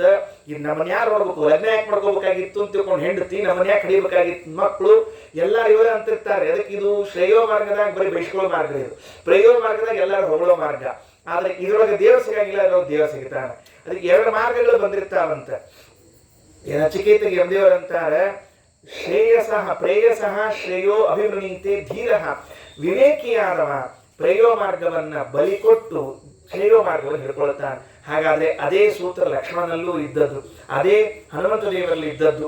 ಅಂದ್ರೆ ಈ ದೇವಾನು ದೇವತೆಗಳೆಲ್ಲರೂ ಕೂಡ ಮಾಡಿದ್ದೇನು ಅಂದ್ರೆ ಶ್ರೇಯೋ ಮಾರ್ಗವನ್ನೇ ಆರಿಸಿಕೊಂಡದ್ದು. ನಮಾಂ ಭವತ್ಪಾದ ನಿಷೇವಣೈಕ ಸ್ಪೃಹಂ ತದನ್ಯತ್ರ ನಿಯೋಕ್ತು ಅರ್ಹಸಿ. ಯಾಕಪ್ಪ? ನಹೀದೃಶ ಕಶ್ಚಿದ್ ಅನುಗ್ರಹ ಕ್ವಚಿತ್ ತದೇವ ಮೇ ದೇಹಿ ತತಃ ಸದೈವ. ಈದೃಶಃ ನಹಿ ಈದೃಶಃ ಕಶ್ಚಿದ್ ಅನುಗ್ರಹ. ಈ ನೀ ನನ್ನ ಸೇವಾ ಏನಪ್ಪ, ನಿನ್ನ ಪಾದ ಸೇವೆಗೆ ಸಮಾನವಾಗಿರುವಂತಹ ಅನುಗ್ರಹ ಮತ್ತೆಲ್ಲೂ ಇಲ್ಲವೇ ಇಲ್ವಲ್ಲ. ಬೇರೆ ಅನುಗ್ರಹ ಇದೆಯಾ? ದೇವರು ದೊಡ್ಡ ರಾಜ್ಯವನ್ನ ಕೊಟ್ಟಿದ್ದಾನೆ ಅಂತ ಇಟ್ಕೊಳ್ರಿ, ಅದು ಯಾವುದಕ್ಕೆ ಸಮಾನ ಅಂತ ಲಕ್ಷ್ಮಣ ಅಂತಾನೆ, ನಿನ್ನ ಪಾದ ಸೇವೆಗೆ ಸಮಾನವಾದ ಅನುಗ್ರಹ ಅಲ್ಲ. ಇಡೀ ಭರತಖಂಡವನ್ನೇ ಕೊಟ್ಟ ರಾಮಚಂದ್ರ ಅಂತ ಇಟ್ಕೊಳ್ರಿ, ಕೊಡಂಗಿಲ್ಲ, ಗಾಬರ್ಯಾಬೇಡ್ರಿ. ಕೆಲವು ಹಿಂಗೆ ಹೇಳ್ಕೊಳ್ಳಿ ಪುರಾಣದಾಗ, ಇಲ್ಲ ಅಕಸ್ಮಾತ್ ಜಗತ್ ನಿಮ್ಗೆ ಕೊಟ್ಬಿಟ್ಟ ಅನ್ಕೊಳ್ಳೋ ಟೆನ್ಷನ್ ಶುರು ಆಗಿರ್ತದೆ. ಹೌದು, ನಾ ಎಲ್ಲಿ ಹೋಗ್ಬೇಕು, ಪ್ರಧಾನಮಂತ್ರಿಯಾಗಿ ಎಲ್ಲಿರ್ಬೇಕು, ಅಮೆರಿಕಾಕ್ಕೋ ಲಂಡನ್ನಿಗೋ ಭಾರತಕ್ಕೋ ಅಂತ ತಿಳ್ಕೊಂಡು ಹಂಗೇನು ಕೊಡುವುದಿಲ್ಲ. ಸುಮ್ಮನೆ ಕಲ್ಪನಾ ಮಾಡ್ಕೊಳ್ರಿ, ಇಡೀ ಭೂಮಿ ಮಹದಾಯತನ, ಇಡೀ ಜಗತ್ತು ನಿಮ್ಮ ಕೈಯಲ್ಲಿ ಇದೆ. ಒಂದು ಕಡೆಗೆ ಭಗವಂತನ ಸೇವಾ ಮಾಡೋ ಅವಕಾಶ ಇದೆ. ಅದೋ ಇದೋ ಅಂತ ಕೇಳಿದ್ರೆ ನಹಿ ಈದೃಶಃ, ಭಗವಂತನ ಸೇವೆಗೆ ಸಮಾನವಾಗಿರುವಂತಹ ಅನುಗ್ರಹ ಕಶ್ಚಿತ್ನ ಬೇರೆ ಇಲ್ಲವೇ ಇಲ್ಲ. ನನಗೆ ನಿನ್ನ ಪಾದಗಳನ್ನು ಸೇವಿಸಬೇಕು ಅಂತ ಭಾರಿ ಆಶೆ ಆದ ಅಂಥವನನ್ನ ಬೇರೆ ಕಾರ್ಯದಲ್ಲಿ ನೀ ತೊಡಗಿಸಲೇಬಾರದು. ಈದೃಶಃ ಕಶ್ಚಿದ ಅನುಗ್ರಹ ನಹಿ, ದೇವರ ಅವಕಾಶ ಕೊಟ್ಟು ಬಿಟ್ಟ ಪಾದ ಸೇವೆಗೆ ಅಂತಂದ್ರೆ ಬೇರೆ ಬೇಡವೇ ಬೇಡದಂತೆ. ಅದಕ್ಕೆ ಪ್ರಾಯ ಹಿಂಗೆ ಅನಿಸ್ತದ ಏನು ಅಂದ್ರೆ ಪ್ರಹ್ಲಾದರಾಜರು ಹೇಳುವಂತಹ ಪಾದ ಸೇವನಂ ಅನ್ನೋ ಭಕ್ತಿ ಅದು ನೋಡ್ರಿ, ಅದು ಲಕ್ಷ್ಮಣನಲ್ಲಿ ಅತ್ಯಂತ ಸಮಂಜಸವಾಗಿ ಹೊಂತದೆ. ಶ್ರವಣಂ ಕೀರ್ತನಂ ವಿಷ್ಣೋಹೋ ಸ್ಮರಣಂ ಪಾದ ಸೇವನಂ, ಆ ಭಗವಂತನ ಪಾದ ಸೇವಾ ಮಾಡುವುದು ಅಂತನ್ನೋದು ಲಕ್ಷ್ಮಣನಲ್ಲಿ ಅಕ್ಷರಶಃ ಹೊಂದುತ್ತದೆ. ನಮ್ಮಲ್ಲಿ ಪಾದ ಸೇವನ ಅಂತಂದ್ರೆ ಏನೋ ಆ ದೇವರ ಪ್ರತಿಮಾನೋ ಅಥವಾ ದೇವರ ಸಾನ್ನಿಧ್ಯವುಳ್ಳ ಜ್ಞಾನಿಗಳ ಸೇವನೋ ಮಾಡಿದ್ರೆ ಪಾದ ಸೇವನ ಆಗ್ತದೆ. ಲಕ್ಷ್ಮಣನಿಗೆ ಪಾದ ಅಂದ್ರೆ ಭಗವಂತನ ಪಾದವೇ, ಅದರ ಸೇವಾ ಅಂದ್ರೆ ಸೇವೆಯೇ, ಬೇರೆ ಏನಿಲ್ಲ. ಹಾಗಾಗಿ ತದೇವ ಮೇ ದೇಹಿ ತತಸ್ಸದೈವ, ಸ್ವಾಮಿ ಆದ್ದರಿಂದ ನನಗೆ ಅದನ್ನೇ ಕೊಡಬೇಕು, ಬೇರೆ ಇನ್ಯಾವುದು ಬೇಡ ಅಂತ ಕೇಳ್ತಾ ಇದ್ದಾನೆ. ಹೀಗೆ 2 ಶ್ಲೋಕಗಳು. ಮೊದಲನೇ ಶ್ಲೋಕದಲ್ಲಿ ರಾಮ ತಾನು ಪಟ್ಟಾಭಿಷಿಕ್ತನಾಗಿ ಮತ್ತೆ ಲಕ್ಷ್ಮಣನಿಗೆ ನೀನು ಯುವರಾಜನಾಗು ಅಂತ ಹೇಳಿದಾಗ, ನನಗೆ ಬೇಡ, ನಿನ್ನ ಪಾದ ಸೇವೆಯೇ ಸಾಕು. ಯಾಕೆ? ನಿನ್ನ ಪಾದ ಸೇವೆಯ ರುಚಿಯನ್ನ ಕಂಡವನಿಗೆ ಬೇರೆ ಕಾರ್ಯದಲ್ಲಿ ತೊಡಗಿಸ್ಲೇಬೇಡ ಸ್ವಾಮಿ. ಅಂದ್ರೆ ಲಕ್ಷ್ಮಣ ಅಂತಾನೆ, ನನ್ನನ್ನು ನೀ ಬೇರೆ ಕಡೆ ತೊಡಗಿಸೋದು ಅಂದ್ರೆ ನನ್ನ ಸ್ವರೂಪವನ್ನೇ ಬದಲಾಯಿಸಿದಂತೆ ಲೆಕ್ಕದಲ್ಲಿ, ಅಥವಾ ನನ್ನನ್ನು ಪೂರ್ಣ ಬದಲಾವಣೆ ಮಾಡಿದಂತೆ. ಯಾಕ? ನಿನ್ನ ಪಾದ ಸೇವೆಯಲ್ಲಿ ರುಚಿ ಕಂಡಾಗಿ ಬಿಟ್ಟಿದ್ದರಿಂದ ಬೇರೆ ಬೇಡ, ಇಂತಹ ಅನುಗ್ರಹ ಮತ್ತೊಂದಿಲ್ಲ ಅಂತ ಹೇಳಿದ. 3ನೇ ಶ್ಲೋಕದಲ್ಲಿ ಹಾಗಾದ್ರೆ ಇನ್ಯಾರಿಗೆ ಕೊಡಬೇಕು ಅಂದ್ರೆ, ಇತೀರಿತಸ್ತಸ್ಯ ತದೇವ ದತ್ವಾ ದೃಢಂ ಸಮಾಶ್ಲಿಷ್ಯ ಸರಾಘವ ಪ್ರಭುಃ ಸ ಯೌವರಾಜ್ಯೇ ಭರತಂ ನಿಧಾಯ ಜುಗೋಪಲೋಕಾನ್ ಅಖಿಲಾನ್ ಸಧರ್ಮಕಾನ್. ಇತಿ ಈರಿತಃ ಪ್ರಭುಃ, ಲಕ್ಷ್ಮಣ ರಾಮನ ಮುಂದೆ ಹೀಗೆ ಪ್ರಾರ್ಥನೆ ಮಾಡಿಕೊಂಡಾಗ ಸ ರಾಘವ ರಾಮಚಂದ್ರ ತದೇವ ದತ್ವ ದೃಢಂ ಸಮಾಶ್ಲಿಷ್ಯ ತದೇವ ದತ್ವ, ಅದನ್ನೇ ಕೊಟ್ಟ. ಏನ್ ಬೇಕು ನಿನಗೆ ಅದನ್ನೇ ಕೊಡ್ತೀನಿ. ರಾಮನ ಕಡೆಗೆ ಹೋಗಿ ಸೇವಾ ಕೊಡು, ಸೇವಾ ಕೊಟ್ಟ. ಸಂಪತ್ತು ಕೊಡು, ಸಂಪತ್ತು ಕೊಟ್ಟ. ನೀವು ಏನು ಕೇಳ್ತೀರೋ ಅದನ್ನ ಕೊಡ್ತಾನೆ ಹೊರತಾಗಿ ತಾನು ಮಧ್ಯದಲ್ಲಿ ಬರೋದಿಲ್ಲ. ಯಾಕೆ ಗೊತ್ತೇನು? ಅವನು ಬಹಳ ಬುದ್ಧಿವಂತಿದ್ದಾನೆ ದೇವರು. ನಾಳೆ ಹೆಚ್ಚು ಕಡಿಮೆ ಆದ್ರೆ ಹಿಂಗ್ಯಾಕಾತ್ ಸ್ವಾಮಿ ಅಂತ ನೀವು ಕೇಳಿದ್ರೆ ನೀ ಏನ್ ಕೇಳಿದ್ದಿ ಅಂತ ಹಿಡಿತಾರ ಮುಖಕ್ಕಷ್ಟ, ಮತ್ತೆ ಏನು ಮಾಡೋದಿಲ್ಲ. ಅದರಿಂದ ಅದೇ ರೀತಿಯಾಗಿ ಮಾಡಿದ್ದಾನೆ. ದೃಢಂ ಸಮಾಶ್ಲಿಷ್ಯ, ಲಕ್ಷ್ಮಣನನ್ನು ಗಟ್ಟಿಯಾಗಿ ಅಪ್ಪಿಕೊಂಡ. ಲಕ್ಷ್ಮಣನಿಗೆ ಪಾದ ಸೇವೆಯನ್ನ ಕೊಟ್ಟು ಬಿಟ್ಟ. ಲಕ್ಷ್ಮಣನಿಗೆ ಮನಸ್ಸಿನಲ್ಲಿ ಒಂದು ಮಾತಿತ್ತು ಅಂತ ಒಬ್ಬ ಹಿರಿಯರ ಅಭಿಪ್ರಾಯ ಅಷ್ಟೇ. ಏನಿತ್ತು? ಇಲ್ಲ, ಸುಮಿತ್ರಾದೇವಿ ಕೌಸಲ್ಯಾದೇವಿಯರು ಹೇಗೆ ನನಗೆ ತಾಯಿಯರೋ ಹಾಗೆ ಕೈಕೇಯಿಯೂ ನನ್ನ ತಾಯಿಯಲ್ಲ. ಕೈಕೇಯಿ ತನ್ನ ಮಗನಾಗಿರುವಂತಹ ಭರತನಿಗೆ ಪಟ್ಟ ಬರಬೇಕು ಅಂತ ಪಾಪ ಗೋಳಾಡ್ತಿದ್ದಾಳೆ. ಅದು ಮಂಥರ ಪ್ರೇರಣೆ ಇರಬಹುದು, ಪ್ರೇರಣೆ ಇಲ್ಲದೆ ಇರಬಹುದು. ಸಹಜವಾಗಿ ತನ್ನ ಮಕ್ಕಳಿಗೆ ರಾಜ್ಯ ಸಿಗಬೇಕು ಅಂತ ಒಂದು ಆಸೆ. ನಾನು ಯುವರಾಜನಾಗಿ ಬಿಟ್ಟರೆ ಭರತನಿಗೆ ಅದೂ ಬರದೆ ಹೋಗುತ್ತದೆ. ತಾಯಿಗೆ ಕೊನೆಗೆ ನನ್ನ ಮಗ ರಾಜ ಆಗದೆ ಇದ್ರು, ಮಂತ್ರಿ ಆಗದೆ ಇದ್ರು, ಉಪಮುಖ್ಯಮಂತ್ರಿ ಅಂತ ಕರ್ಸ್ಕೊಂಡಾದ್ರೂ 5 ವರ್ಷ ಇದ್ದು ಕೆಲವರು ಆಗ್ತೀನಿ ಇಂತಿವರು, ಆಗಂಗಿಲ್ಲ ಅಂತವ್ರು, ನಮ್ಮ ಹೆಡ್ ಕ್ವಾರ್ಟರ್ಸ್ ಹೇಳಿದಾಗ ನಾವಿರ್ತೀವಿ ಇಂಥವ್ರು, ಗೊತ್ತೇ ಇಲ್ಲ ಕೊನೆಗೆ. ಅದಕ್ಕೆ ಹೈಕಮಾಂಡ್ ಹೇಳಿದಂತೆ ನಾವು ಇರೋರು, ಅಲ್ಲಿವರೆಗೂ ನಾನೇ ಮಂತ್ರಿ ಆಗಿರ್ತೇನೆ ಅಂತ ಪಾಪ ದಿವಸ ಬಡ್ಕೋತದ್ರಿ ಪ್ರಾಣಿ. ಏನ್ ಆಶ್ಚರ್ಯವೋ ಏನೋ ಇಲ್ಲದ, ಅದು ಬಡ್ಕೊಂಡು ತೊಳೆದ್ರೆ ಆನಂದ ಆಗ್ತದೆ ನಮ್ಗೆ. ಅಲ್ಲ, ನಾವು ಆಗ್ಲಿ ಬಿಡ್ಲಿ, ಇವ್ ಬಡ್ಕೊಂಡು ತೊಳೆದ್ರೆ ಆನಂದ ಆಗ್ತಿರ್ತದೆ. ಅದಕ್ಕೆ ಲಕ್ಷ್ಮಣನ ಮನಸ್ಸಿನಲ್ಲಿ ಇದ್ದದ್ದೇನು ಅಂದ್ರೆ, ಕೊನೆಯ ಪಕ್ಷ ನಾನು ಉತ್ತರಾಧಿಕಾರ ಅಂದ್ರೆ ಯುವರಾಜನಾಗದೆ ಹೋದ್ರೆ ನೆಕ್ಸ್ಟ್ ಯಾರಿಗೆ ಪೋಸ್ಟು? ಭರತನಿಗೆ. ಭರತ ಯುವರಾಜನಾದ್ರೆ ಕೈಕೇಯಿ ತಾಯಿಗೆ ಸಮಾಧಾನ ಆಗ್ತದೆ. ಯಾಕಂದ್ರೆ 14 ವರ್ಷ ರಾಜ್ಯ ಮಾಡ್ಲೇ ಇಲ್ರಿ ಭರತ, ಊರ್ ಹೊರಗೆ ನಿಂತ್ಕೊಂಡ್ಬಿಟ್ಟವ. ಹಾಗಾದ್ರೆ ಊರ್ ಹೊರಗೆ ನಿಂತ್ಕೊಂಡಿದ್ದಾನೆ, ಇಷ್ಟು ಕಷ್ಟ ಸಹಿಸಿದ್ದಾನೆ, ಅವನು ಯುವರಾಜನಾದ್ರೂ ಆಗ್ಲಿ ಅಂತ ಲಕ್ಷ್ಮಣನಿಗೆ ಭರತನ ಮೇಲಿನ ಪ್ರೇಮ ನೋಡಿ, ಎಂಥ ಪ್ರೇಮ ಇರ್ತದೆ ಮನಸ್ಸಿನಲ್ಲಿ. ಒಂದು ಕಡೆಗೆ ರಾಮನ ಸೇವೆ ಮಾಡಬೇಕು ಅಂತಿದ್ರೆ, ಇನ್ನೊಂದು ಕಡೆಗೆ ಭರತನ ಮೇಲೆ ಅನುಗ್ರಹ ಮಾಡಬೇಕು ಅಂತ. ಏನಾಗ್ತದೆ, ಲಕ್ಷ್ಮಣನಂತಹ ವ್ಯಕ್ತಿಗಳು ಮನಸ್ಸಿನಲ್ಲಿ ಶೇಷದೇವರ ಅವತಾರಿಗಳು, ಶೇಷಾವತಾರಿಗಳಿರುವಂತಹ ಲಕ್ಷ್ಮಣನಿಗೆ ರಾಜ್ಯದ ಮೇಲೆಲ್ಲ ಆಸೆ ಇರೋದಿಲ್ಲ. ಯಾಕೆ? ಸದಾ ದೇವರನ್ನ ಮೈ ಮೇಲೆ ಹೊತ್ತುಕೊಂಡು ಭಗವಂತನ ಸನ್ನಿಧಾನಕ್ಕೆ ಅಷ್ಟು ಪಾತ್ರರಾಗಿಬಿಟ್ಟಿರ್ತಾರೆ. ಅಂಥವರಿಗೆ ರಾಜ್ಯ ಬೇಕು ಅಂತಿಲ್ಲ. ಆದರೆ ಆಶ್ರಿತೇಶು ಕೃಪಾ ಕಾರ್ಯ, ತಮ್ಮನ್ನು ಆಶ್ರಯಿಸಿಕೊಂಡು ಬಂದಿರುವಂಥವರ ಮೇಲೆ ಕೃಪೆ ಮಾಡಬೇಕು ಅನ್ನುವ ಭಾಗವತ ಧರ್ಮ ಮಾತ್ರ ಎಚ್ಚರ ಇರ್ತದೆ. ಭರತ ಅಂದ್ರೆ ಕಾಮ, ಆ ಕಾಮ ಇಂದ್ರ ಕಾಮರು ಗರುಡಶೇಷರುದ್ರ ದೇವರನ್ನೇ ಆಶ್ರಯಿಸಿಕೊಂಡಿರಬೇಕು. ಗರುಡಶೇಷರುದ್ರ ದೇವರನ್ನು ಬಿಟ್ಟು ಇನ್ಯಾರು ಆಶ್ರಯಿಸಿಕೊಳ್ಳಿಕ್ಕಿಲ್ಲ.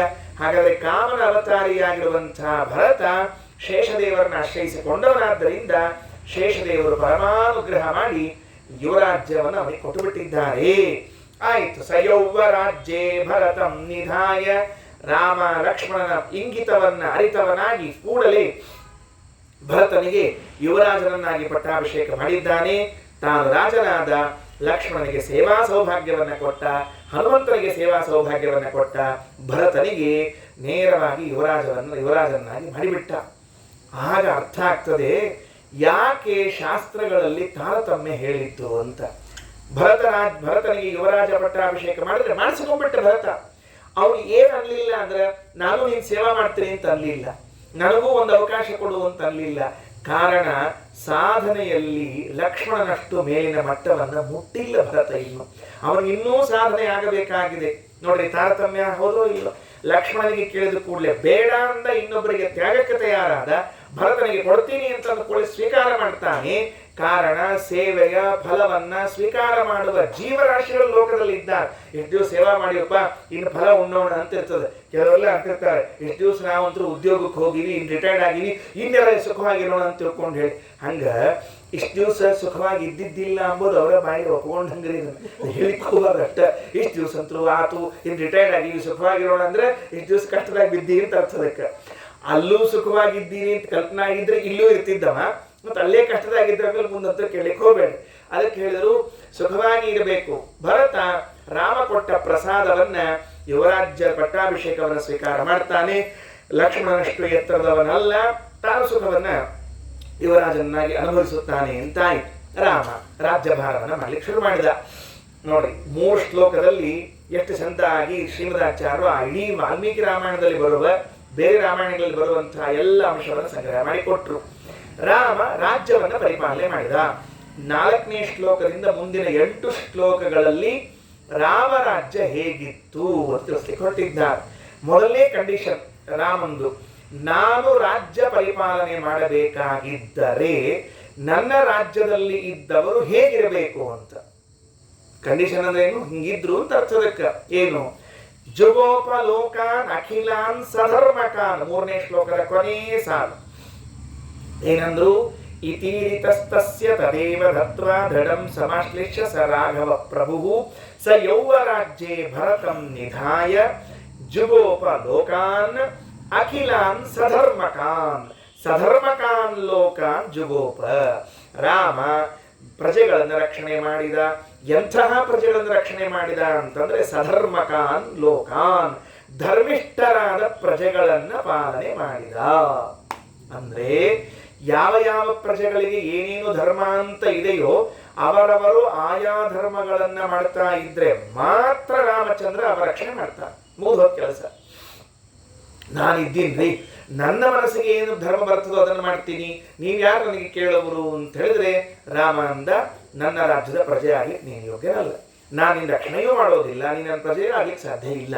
ವರ್ಣಾಶ್ರಮ ಧರ್ಮಾನುಷ್ಠಾನ ನಿರತರಾಗಿರುವಂತಹ ಸಕಲ ಪ್ರಜೆಗಳನ್ನು ರಾಮ ರಕ್ಷಣೆ ಮಾಡಿದ. ಹಾಗಾದ್ರೆ ರಾಮರಾಜ್ಯದ ಮೊದಲ ಲಕ್ಷಣ ಏನು ಅಂದ್ರೆ ಅವರವರು ತಮ್ಮ ತಮ್ಮ ಧರ್ಮಗಳನ್ನು ತಾವು ಪರಿಪಾಲನೆ ಮಾಡಬೇಕು. ಇವತ್ತು ನಾವು ರಾಮರಾಜ್ಯ ಇಲ್ಲ ಅಂತ ಹೇಳ್ತೀವಿ. ಯಾಕಿಲ್ಲ ಅಂದ್ರೆ ನಾವು ನಮ್ಮ ನಮ್ಮ ಧರ್ಮಗಳನ್ನು ಪರಿಪಾಲನೆ ಮಾಡ್ತಿಲ್ಲ. ಮಾಡದೇನೆ ಬರೀ ರಾಮರಾಜ್ಯ ಇಲ್ಲ ರಾಮರಾಜ್ಯ ಇಲ್ಲ ಅಂದ್ರೆ ರಾಮ ಕೇಳ್ತಾನೆ, ಹೌದು ನಿನ್ನ ರಾಜ್ಯ ರಾಮರಾಜ್ಯ ಆಗಬೇಕಾಗಿದ್ರೆ ಗಾಂಧಿ ಕಂಡಿರುವಂತಹ ಆದರ್ಶ ರಾಜ್ಯ ರಾಮರಾಜ್ಯ ಅಂತ ಆಗಬೇಕಾದ್ರೆ ಏನಾಗಬೇಕಾಗಿತ್ತು? ಮೊದಲನೇದ್ದು, ನೀನು ಯಾವ ಧರ್ಮ ನಿನಗೆ ವಹಿಸಲಾಗಿದೆ, ದೇವರು ಕೊಟ್ಟಿದ್ದಾನೆ, ಅದನ್ನು ನೀನು ಮಾಡಬೇಕು. ಆಗ ರಾಮರಾಜ್ಯ ಬರ್ತದೆ. ಅದನ್ನು ಬಿಟ್ಟು ನಾನು ಎಲ್ಲಾ ರಾಜ್ಯವನ್ನು ಎಲ್ಲವನ್ನೂ ಪರಿಪಾಲನೆ ಮಾಡ್ತೀನಿ ಅಂತ ಹೊರಟ್ರೆ ಎಲ್ಲಾ ಧರ್ಮಗಳು ನಮ್ಮಿಂದ ಆಗುವುದಿಲ್ಲ. ನಮ್ಮ ಧರ್ಮಗಳನ್ನು ನಾವು ಪರಿಪಾಲನೆ ಮಾಡಬೇಕು. ಅದರಿಂದ ಬರ್ತದೆ.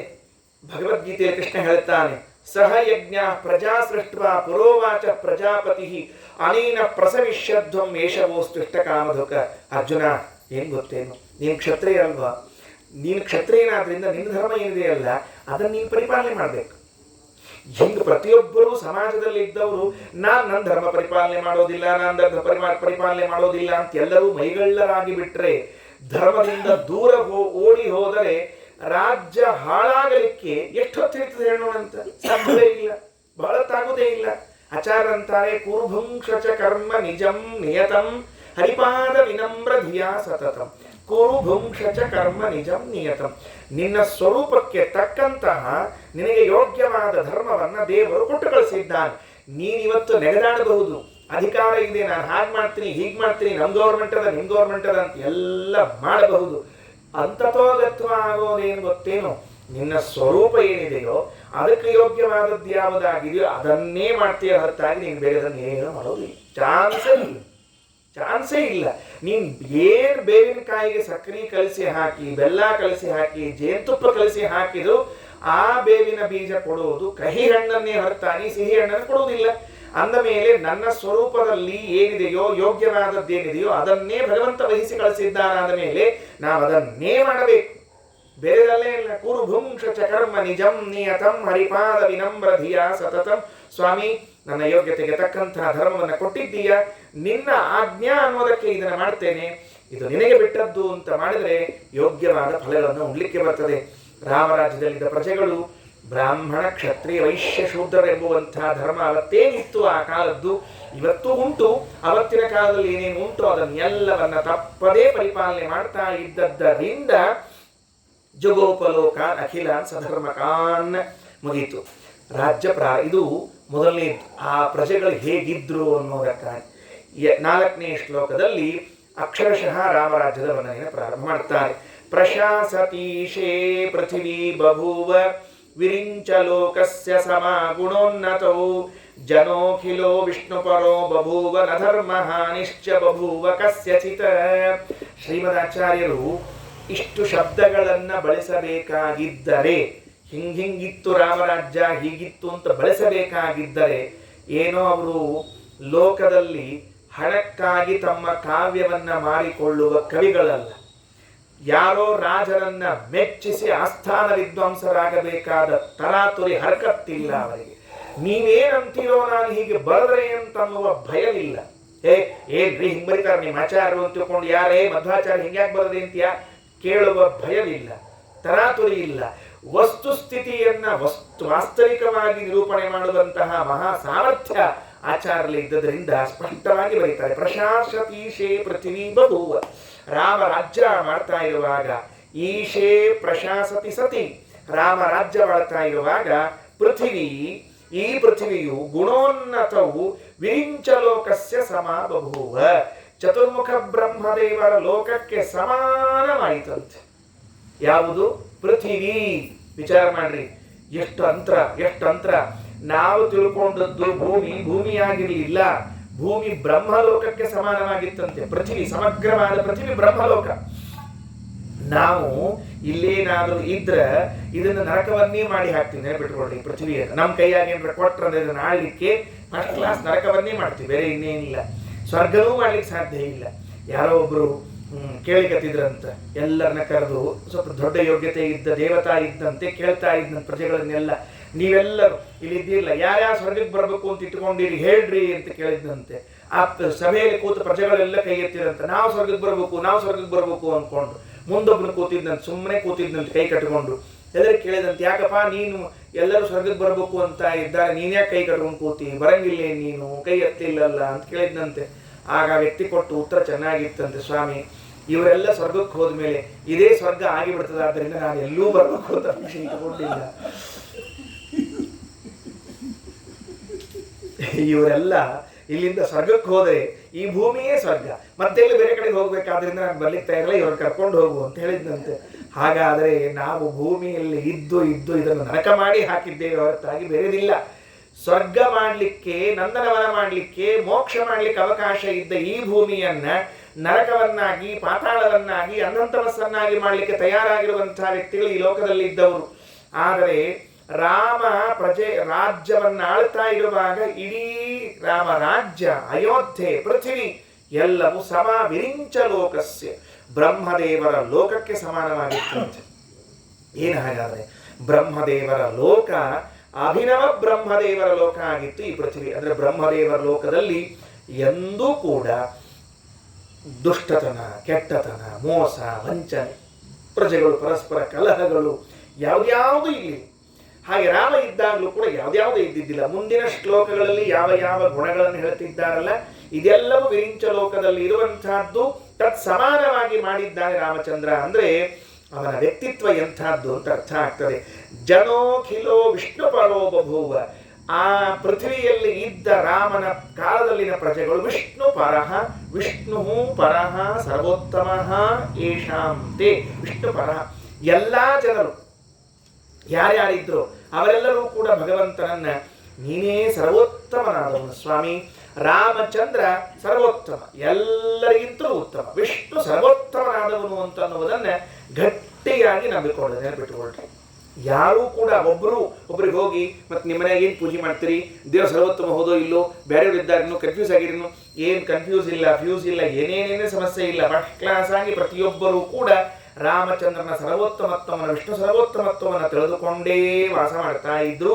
ಜನೋಖಿಲೋ ವಿಷ್ಣು ಪರೋ ಬಭೂವ ನ ಧರ್ಮ ಹಾನಿಶ್ಚ ಬಭೂವ ಕಸ್ಯಚಿತ್ ಯಾರೊಬ್ಬರಿಗೂ ಧರ್ಮ ಹಾನಿ ನ ಬಭೂವ, ಧರ್ಮ ಲೋಪ ಆಗಿರಲಿಲ್ಲ. ಏನಾಶ್ಚರ್ಯ ಅಲ್ಲ. ರಾಮರಾಜ್ಯದಲ್ಲಿ ಇಂಥವನೊಬ್ಬನು ಸಂಧ್ಯಾವಂದನೆ ಬಿಟ್ಟಿದ್ದ, ಟೈಮ್ ತಪ್ಪಿಸಿ ಮಾಡ್ತಿದ್ದ ಸಂಧ್ಯಾವಂದನೆಯನ್ನ. ಇವತ್ತಿಂದನು ನಾಳೆ ಮಾಡ್ತಿದ್ದ, ನಾಳಿದನ್ನು ನಾಡ್ದು ಮಾಡ್ತಿದ್ದ. ಒಬ್ಬರು ಆಚಾರ್ಯ ಇದ್ದಾರೆ ಈ ಊರ್ನಾಗ, ಅವ್ರ ಹೆಸರು ಹೇಳಂಗಿಲ್ಲ ಅಷ್ಟ, ಯಾಕಂದ್ರೆ ಹೇಳಿದ್ರೆ ಅಮಂಗಳ ಆಗ್ತದೆ ಅಂತ ತಿಳ್ಕೊಂಡ್ಬಿಟ್ಟಿರ್ತೀನಿ ಅಷ್ಟ, ಬೇರೆ ಏನಿಲ್ಲ. ಅವರಿಗೆ 15 ದಿವಸ ಸ್ನಾನ ಮಾಡ್ಲಿಕ್ಕೆ ಆಗಂಗಿಲ್ಲ ಪಾಪ. ಊಟ ಮಾಡ್ಲಿಕ್ಕೆ ಆಗ್ತದೆ, ಬೇರೆ ಬೇರೆ ಆಹಾರ ಪದಾರ್ಥಗಳನ್ನ ತಿನ್ಲಿಕ್ಕೆ ಆಗ್ತದೆ. 15 ದಿವಸ ಆದ್ಮೇಲೆ ಸ್ನಾನ ಮಾಡ್ತಾರೆ. ಡಾಕ್ಟರ್ ಹೇಳ್ಯಾರಂತ ದಿವಸ ಸ್ನಾನ ಮಾಡ್ಲಿಕ್ಕೆ ಹೋಗ್ಬೇಡಿ ಅಂತ ಹೇಳಿ 15 ದಿವಸಕ್ಕೆ ಮಾಡ್ತಾರೆ. 15 ದಿವಸ ಕೂತ್ಕೊಂಡು ಆ 15ನೇ ದಿವಸ ಕೂತ್ಕೊಂಡು 15 ದಿವಸದ ಸಂಧ್ಯಾವಂದನೆ ಒಮ್ಮೆ ಮಾಡ್ತಾರೆ. ಬೆಳಗ್ಗಿಂದು, ಮಧ್ಯಾಹ್ನದ್ದು, ಸಂಜೆದು, ಬೆಳಗ್ಗಿಂದು.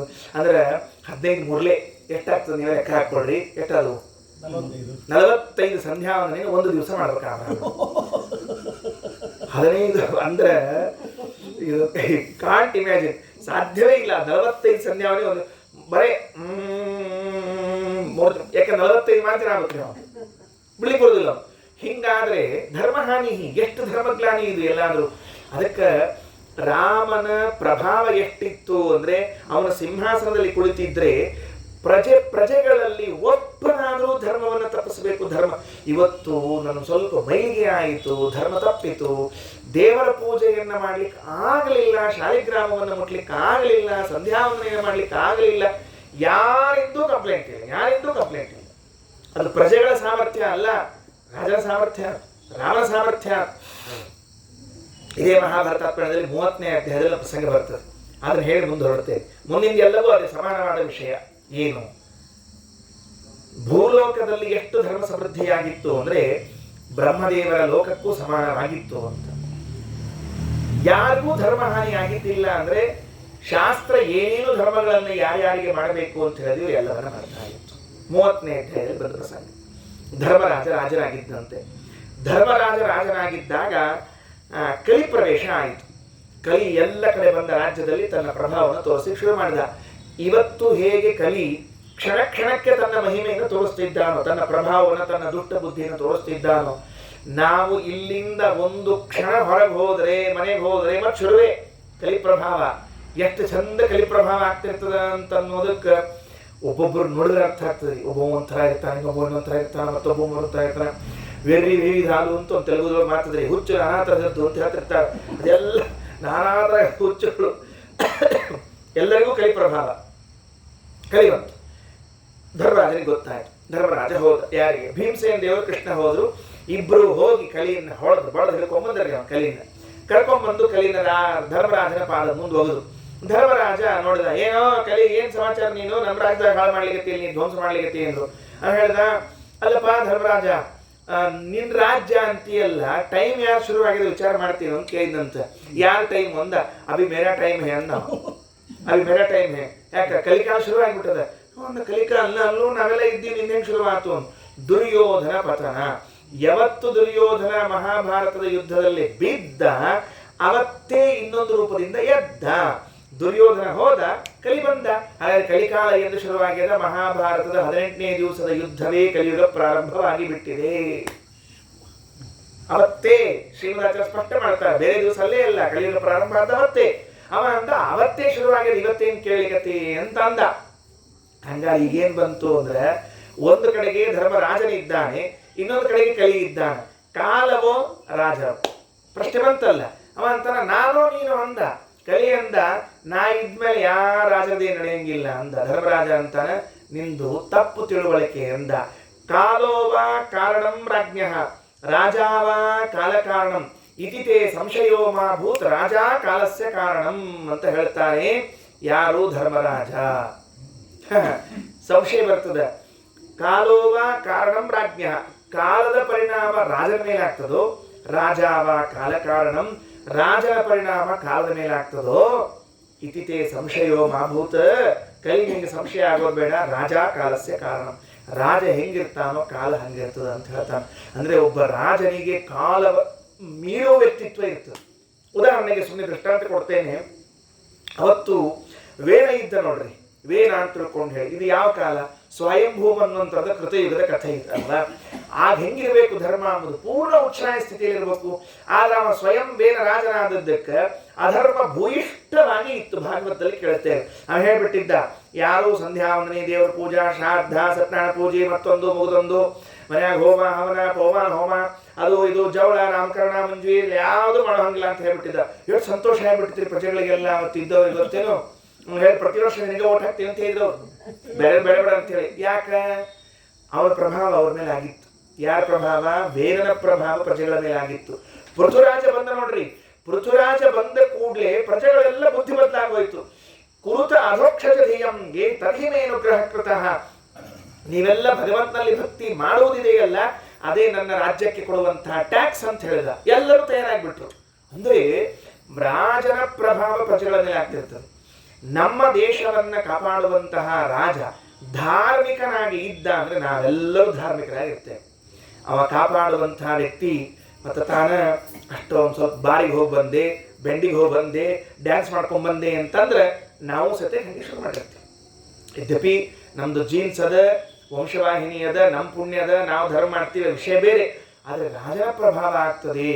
ಧರ್ಮರಾಜ ಅಂತಾನೆ ಇತಿತೇ ಸಂಶಯೋ ಮಾಭೂತ್, ಕಲಿ ನಿನಗೆ ಸಂಶಯ ಬೇಡವೇ ಬೇಡ. ರಾಜ ಕಾಲಸ್ಯ ಕಾರಣ, ರಾಜನೇ ಕಾಲಕ್ಕೆ ಕಾರಣನಾಗಿದ್ದಾನಾದ್ರಿಂದ ನಾನಿರೋವರೆಗೂ ನಿನ್ನಾಟ ನಡೆಯೋದಿಲ್ಲ ಅಂತ ಹೇಳಿ ಅವನು ಎತ್ತಿ ಹೊರಗೋಗಿದ್ದಾರೆ ಕಲಿಯನ್ನ. ಯಾಕೆ ಈ ಮಾತು ಹೇಳಿದೆ? ರಾಮ ರಾಜ್ಯ ಅಂತ ಅನ್ನೋದು ಕೇವಲ ಪ್ರಜೆಗಳ ಮೇಲೆ ಡಿಪೆಂಡ್ ಆಗಿರಲಿಲ್ಲ, ರಾಮನ ಪ್ರಭಾವ ಇತ್ತು. ಅದಕ್ಕಂತಾರ ನಧರ್ಮ ನಿಶ್ಚ ಬಭೂವ ಕಸ್ಯಚಿತ್, ಒಬ್ಬನೊಬ್ಬ ವ್ಯಕ್ತಿ ಶಾಸ್ತ್ರೋಕ್ತವಾದ ಧರ್ಮವನ್ನ ಬಿಟ್ಟಿದ್ದ ಅಂತ ಇದ್ದಿದ್ದೇ ಇಲ್ಲ. ಹಾಗೆ 4ನೇ ಶ್ಲೋಕ ಆಯ್ತು. ಇನ್ನು 5ನೇ ಶ್ಲೋಕ ಏನಾಗಿತ್ತು? ಅದರ ಪ್ರಭಾವ, ರಾಮರಾಜ್ಯದ ಪ್ರಭಾವ.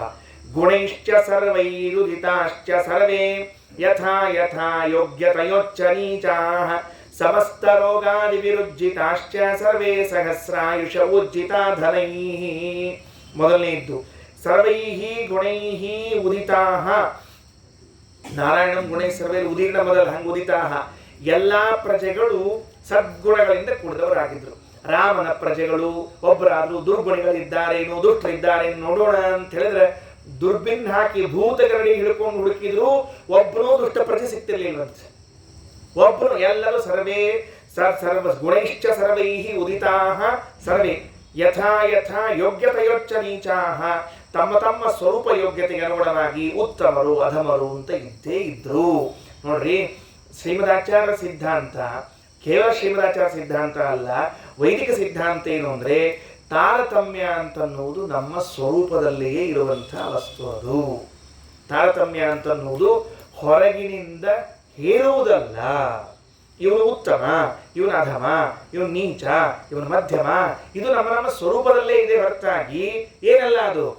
ನಮ್ಮೇಲೆ ನೀವು ಹೇರಿದವರು ಶಾಸ್ತ್ರದ ಬರೆದು ಹೇರಿರಿ, ಯಾವ ಶಾಸ್ತ್ರದಾಗ ಬರೋದಿಲ್ಲ, ಹೇರಿಲ್ಲ, ಏನೂ ಇಲ್ಲ. ಅವರ ಯೋಗ್ಯತೆ ನೋಡಿದ್ರೆ ಗೊತ್ತಾಗ್ಬಿಡ್ತದೆ, ಹಿಂಗದ ಅಂತ ತಿಳ್ಕೊಂಡು ಹೇಳಿ.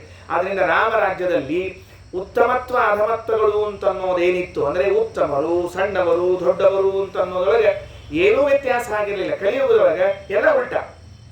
ಉತ್ತಮರನ್ನೆಲ್ಲ ತೆಳಗೆ ತುಳಿಯೋದು, ತೆಳಗಿದ್ದವ್ರನ್ನೆಲ್ಲ ಮ್ಯಾಲ ಹಾಕೋದು, ಇದೆಲ್ಲ ಏನು ಇದು ಈ ಅವ್ಯವಸ್ಥೆಯೇ ರಾಜ್ಯದ ವಿನಾಶಕ್ಕೆ ಕಾರಣ ಆಗ್ತದೆ, ಬೇರೆ ಏನು ಆಗುವುದಿಲ್ಲ. ಯೋಗ್ಯತೆಯೊಚ್ಚ ನೀಚಾಃ ಸಮಸ್ತ ರೋಗಾದಿ ವಿರುಜ್ಜಿತಾಶ್ಚ, ಒಬ್ಬರಾದರೂ ರೋಗಿಷ್ಠರು ಅಂತ ಇರ್ಬೇಕ್ರಿ. ಎಲ್ಲರ ರಾಮರಾಜ್ಯದೊಳಗ ಒಬ್ಬನೊಬ್ಬ ರೋಗಿಷ್ಠ ಅಂತ ಇದ್ದಿದ್ದಿಲ್ರಿ.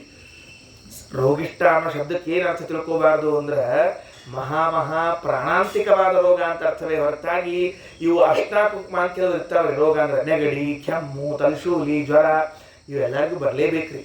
ಇವು ಬರದೇ ಇರ್ಲಿಕ್ಕೆ ಸಾಧ್ಯ ಇಲ್ಲ.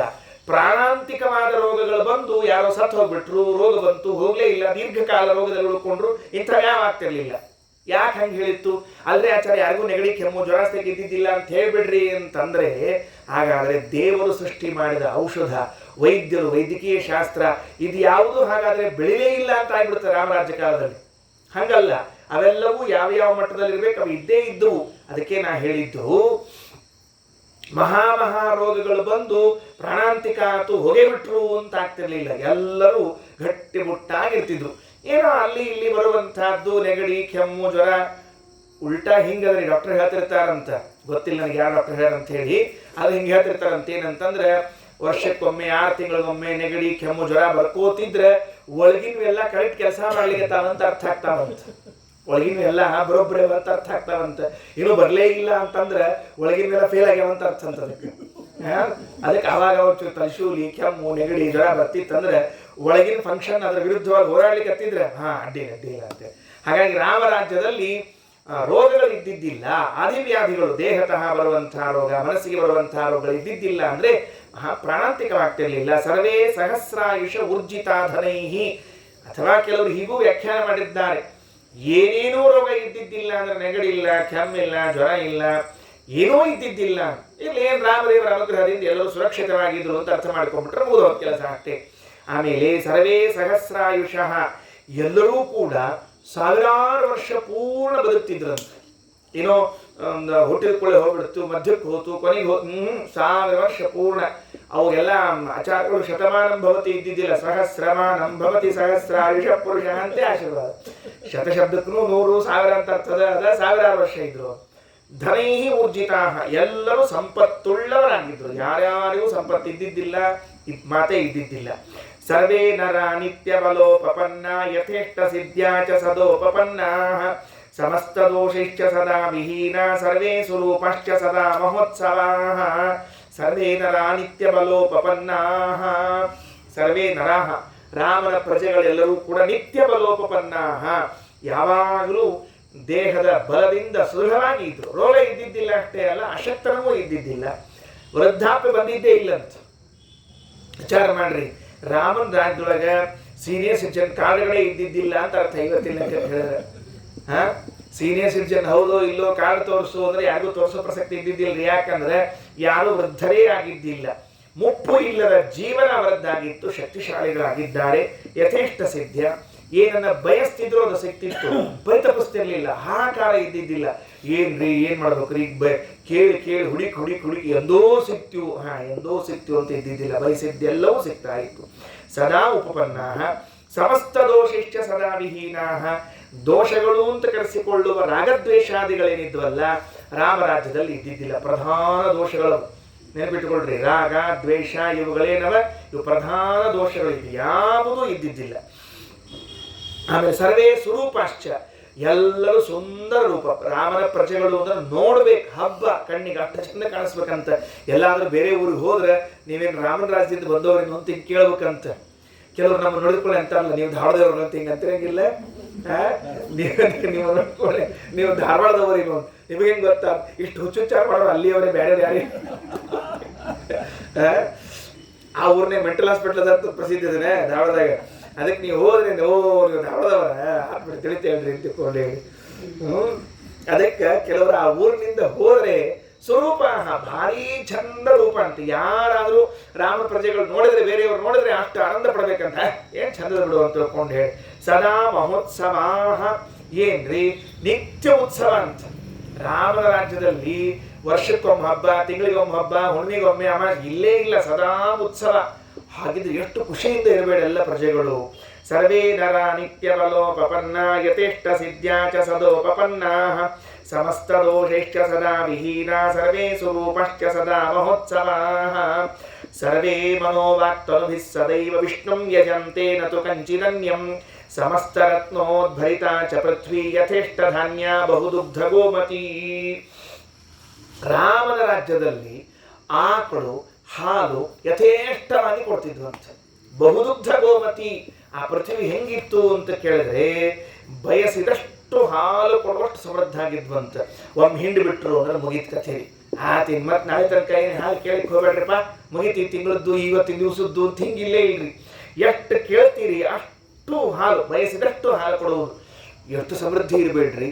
ನಮ್ಮ ಭಾರತ ನೋಡಿ ವಿಚಾರ ಮಾಡ್ರಿ, ಬ್ರಿಟಿಷರು ಬರೋಕ್ಕಿಂತ ಮೊದಲು, ಈ ಬೇರೆ ಬೇರೆ ಮುಸಲ್ ರಾಜರು ಬರೋಕ್ಕಿಂತ ಮೊದಲು ಗೋಧಾನ್ಯ, ಗೋಧನ ಅಂದ್ರೆ ದೊಡ್ಡ ಧನ, ದೊಡ್ಡ ಧನ. ನಿಮಗೆ ಇಡೀ ಪುರಾಣಗಳಲ್ಲಿ ಎಲ್ಲಿ ತೆಗೆದ್ರು ನೋಡಿದ್ರು ಕೂಡ ಲಗ್ನ ಆತು ಗೋದಾನ ಕೊಟ್ಟ, ಮುಂಜುವೆ ಆತು ಗೋದಾನ ಕೊಟ್ಟ, ಮಕ್ಕಳಾತು ಗೋದಾನ ಕೊಟ್ಟ, ಬಂಗಾರ ಕೊಟ್ಟ, ಬೆಳ್ಳಿ ಕೊಟ್ಟ, ರೊಕ್ಕ ಕೊಟ್ಟ ಅಂತ ಇಲ್ಲೇ ಇಲ್ಲ ನಮ್ಮಲ್ಲಿ, ಇಲ್ಲೇ ಇಲ್ಲ.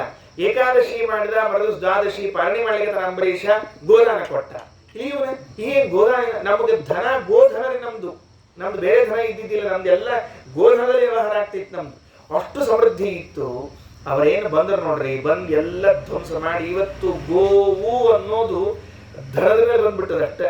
ಧನದ ಮೇಲೆ ಒಂದು ಚಿತ್ರ, ಗೋ ಚಿತ್ರ ಬಂದ್ರೆ ಮುಗಿದು ಹೊತ್ತು, ಅಥವಾ ಹಾಲಿನ ಪ್ಯಾಕೆಟಿನ ಗೋಧನ ಅಷ್ಟೇ.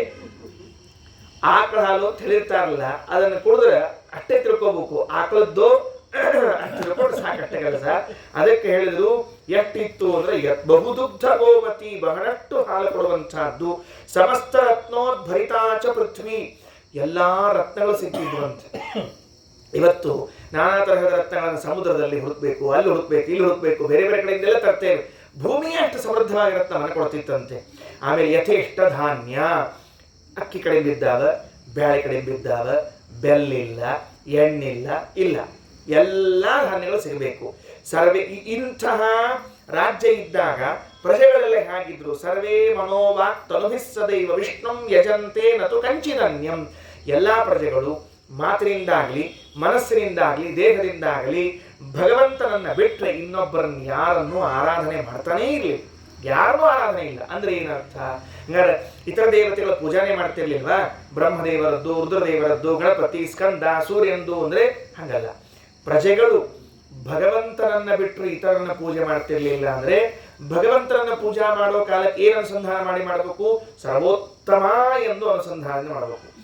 ಇತರ ದೇವತೆಗಳನ್ನ ಅವರು ಎಂದೂ ಕೂಡ ಸರ್ವೋತ್ತಮ ಅಂತ ತಿಳಿದಿದ್ದೇ ಇಲ್ಲ, ಮುಗಿದ ಕೆಲಸ.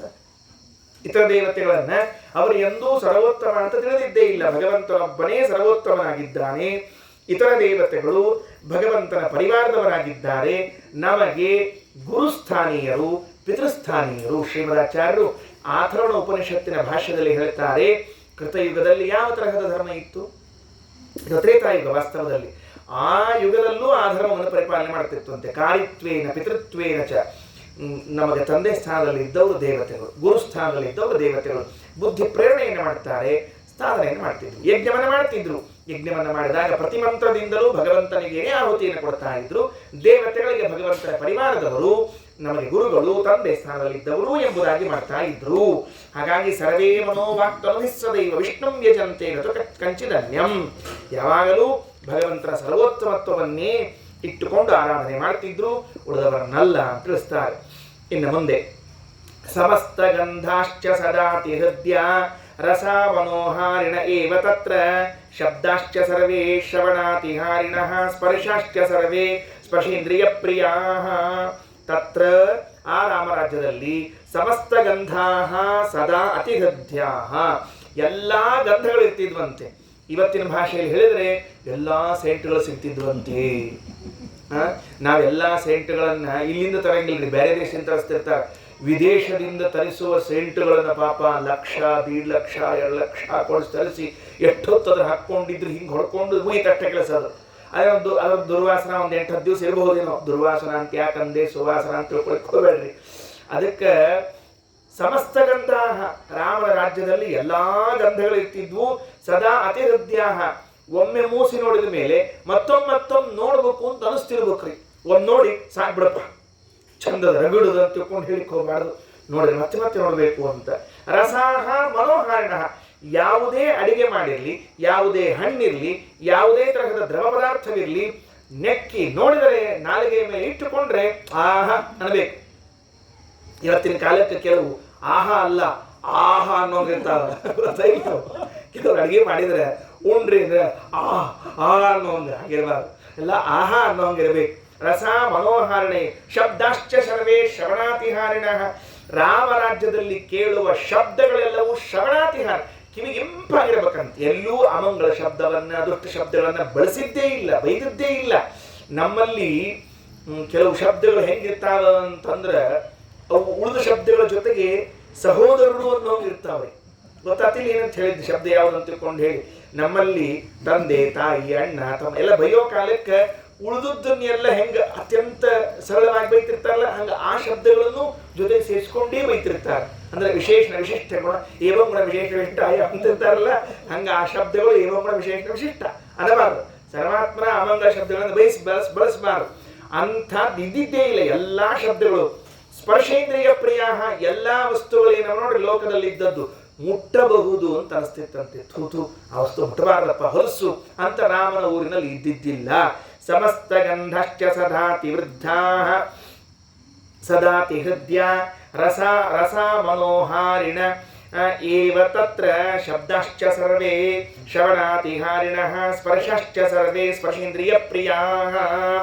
ಇನ್ನು 2-3 ಶ್ಲೋಕ ಇದೆ, ಇದೊಂದು ಹೇಳಿ ನಿಲ್ಲಿಸಿಬಿಡ್ತೇನೆ, ಮತ್ತೆ ನಾಳೆ ತಗೋಣಂತ. ನ ಕಸ್ಯಚಿತ್ ದುಃಖಮಭೂತ್ ಕಥಂಚಿತ್ ನ ವಿತ್ತಹಾನಿಶ್ಚ ಬಭೂವ ಕಸ್ಯಚಿತ್ ನ ಧರ್ಮಶೀಲೋ ನ ಚ ಕಶ್ಚನ ಪ್ರಜೋ ನ ದುಷ್ಪ್ರಜೋ ನೈವ ಕುಮಾರ್ಯ ಕಶ್ಚ ಕಸ್ಯಚಿತ್ ಕಥಂಚಿತ್ ದುಃಖಂ ನಾಭೂತ್. ಯಾರೊಬ್ರು ರಾಮನ ರಾಜ್ಯದಲ್ಲಿ ಅತಕೊಂಡು ಕೂತಿದ್ದಿಲ್ಲೇ ಇಲ್ಲ. ನಮ್ಮೂರಾಗ ನಕ್ಕೋತಿದ್ದದ್ದು ನೋಡಿಲ್ಲ. ಎಷ್ಟು ಚಂದದ ನೋಡ್ರಿ. ಇವತ್ತು ನಮ್ಮ ರಾಜ್ಯದ ಮಂತ್ರಿಗಳಿದ್ದಾರೆ, ಉಪಮಂತ್ರಿಗಳಿದ್ದಾರೆ, ಎಲ್ಲ ನಾನಾ ತರದವರು ಇದ್ದಾರೆ. ಅವರೆಲ್ಲ ಹೆಂಗದ ಯೋಗ್ಯತಾ ಅಂದ್ರೆ ಒಬ್ರು ಸಂತೋಷದಿಂದ ಇರೋ ಹಂಗಿಲ್ಲ, ಅಷ್ಟು ಚಂದದ ಇದೆ. ಎಲ್ಲ ತಗೋತೆ ಕೂತಿರ್ಬೇಕು. ಅದಕ್ಕೆ ರಾಮನ ರಾಜ್ಯದಲ್ಲಿ ಒಂದೊಂದು ಇಲ್ಲವೇ ಇಲ್ಲ. ಅಳೋದು ದುಃಖ ಅನ್ನೋದೇ ಇಲ್ಲ. ನವಿತ್ತಃ ನಿಶ್ಚ ಬಭೂವ, ಕಳತನ ಆಯಿತು ಅಂತ ಇದ್ದಿದ್ದಿಲ್ಲ ಅಂತ ನೋಡ್ರಿ. ಭಾರಿ ಆಶ್ಚರ್ಯ. ರಾಮನ ರಾಜ್ಯದಾಗ ಕಳ್ರಿದ್ರು ಅಂತ ಹಿಂಗ ಮತ್ತೆ ಮುಂದೆ ಮತ್ತೆ ವಿತ್ತಹಾನಿ, ಕಳ್ಕೊಂಡ್ರು, ಹೋಯ್ತು, ದುಡ್ಡು ಹೋಯ್ತು, ಕಳ್ರಾಯ್ತು, ಯಾವ ಕಳತನ ಇದ್ದಿದ್ದಿಲ್ಲ. ನಾ ಧರ್ಮಶೀಲ, ಅಧರ್ಮಶೀಲರಾದವರು ಇದ್ದಿದ್ದಿಲ್ಲ.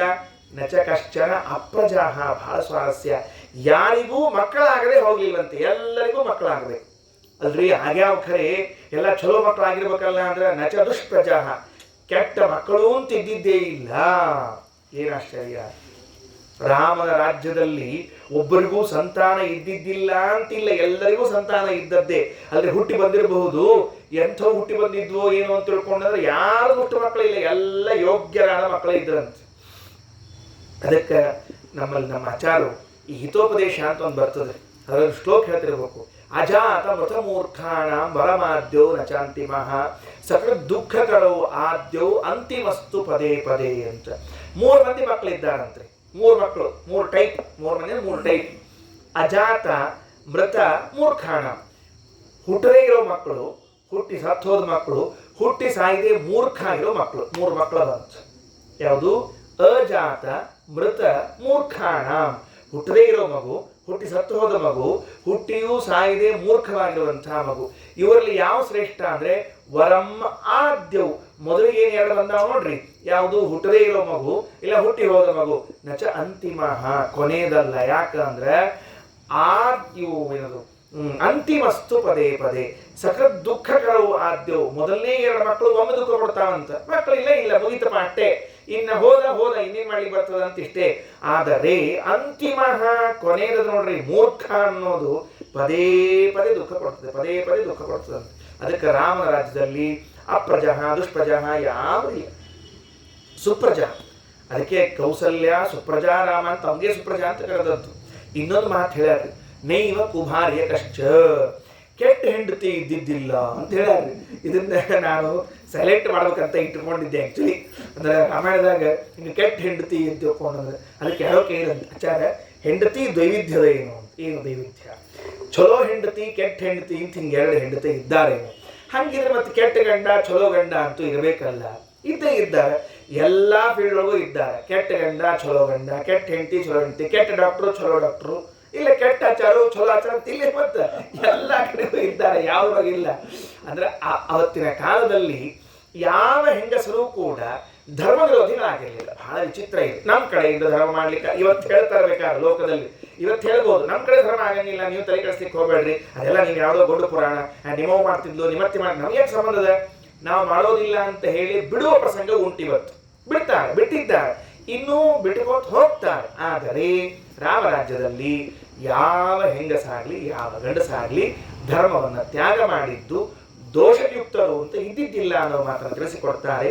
ಮತ್ತೆ ಮುಂದಿನ ನೋಡೋಣ ಅಂತ ಹೇಳ್ತಾ ಶ್ರೀಕೃಷ್ಣಾರ್ಪಣಮಸ್ತು. ಅಕ್ಷಯಂ ಕರ್ಮ ಯಸ್ಮಿನ್ ಪರೇ ಸ್ವರ್ಪಿತಂ ಪ್ರಕ್ಷಯಂ ಯಾಂತಿ ದುಃಖಾನಿ ಯನ್ನಾಮತಃ ಅಕ್ಷರೋ ಯೋಜನಃ ಸರ್ವದೈವಾಮೃತಃ ಕುಕ್ಷಿಗಂ ಯಸ್ಯ ವಿಶ್ವಂ ಸದಾ ಜಾಲಿಕಂ ಪ್ರೀಣಯಾಮೋ ವಾಸುದೇವಂ.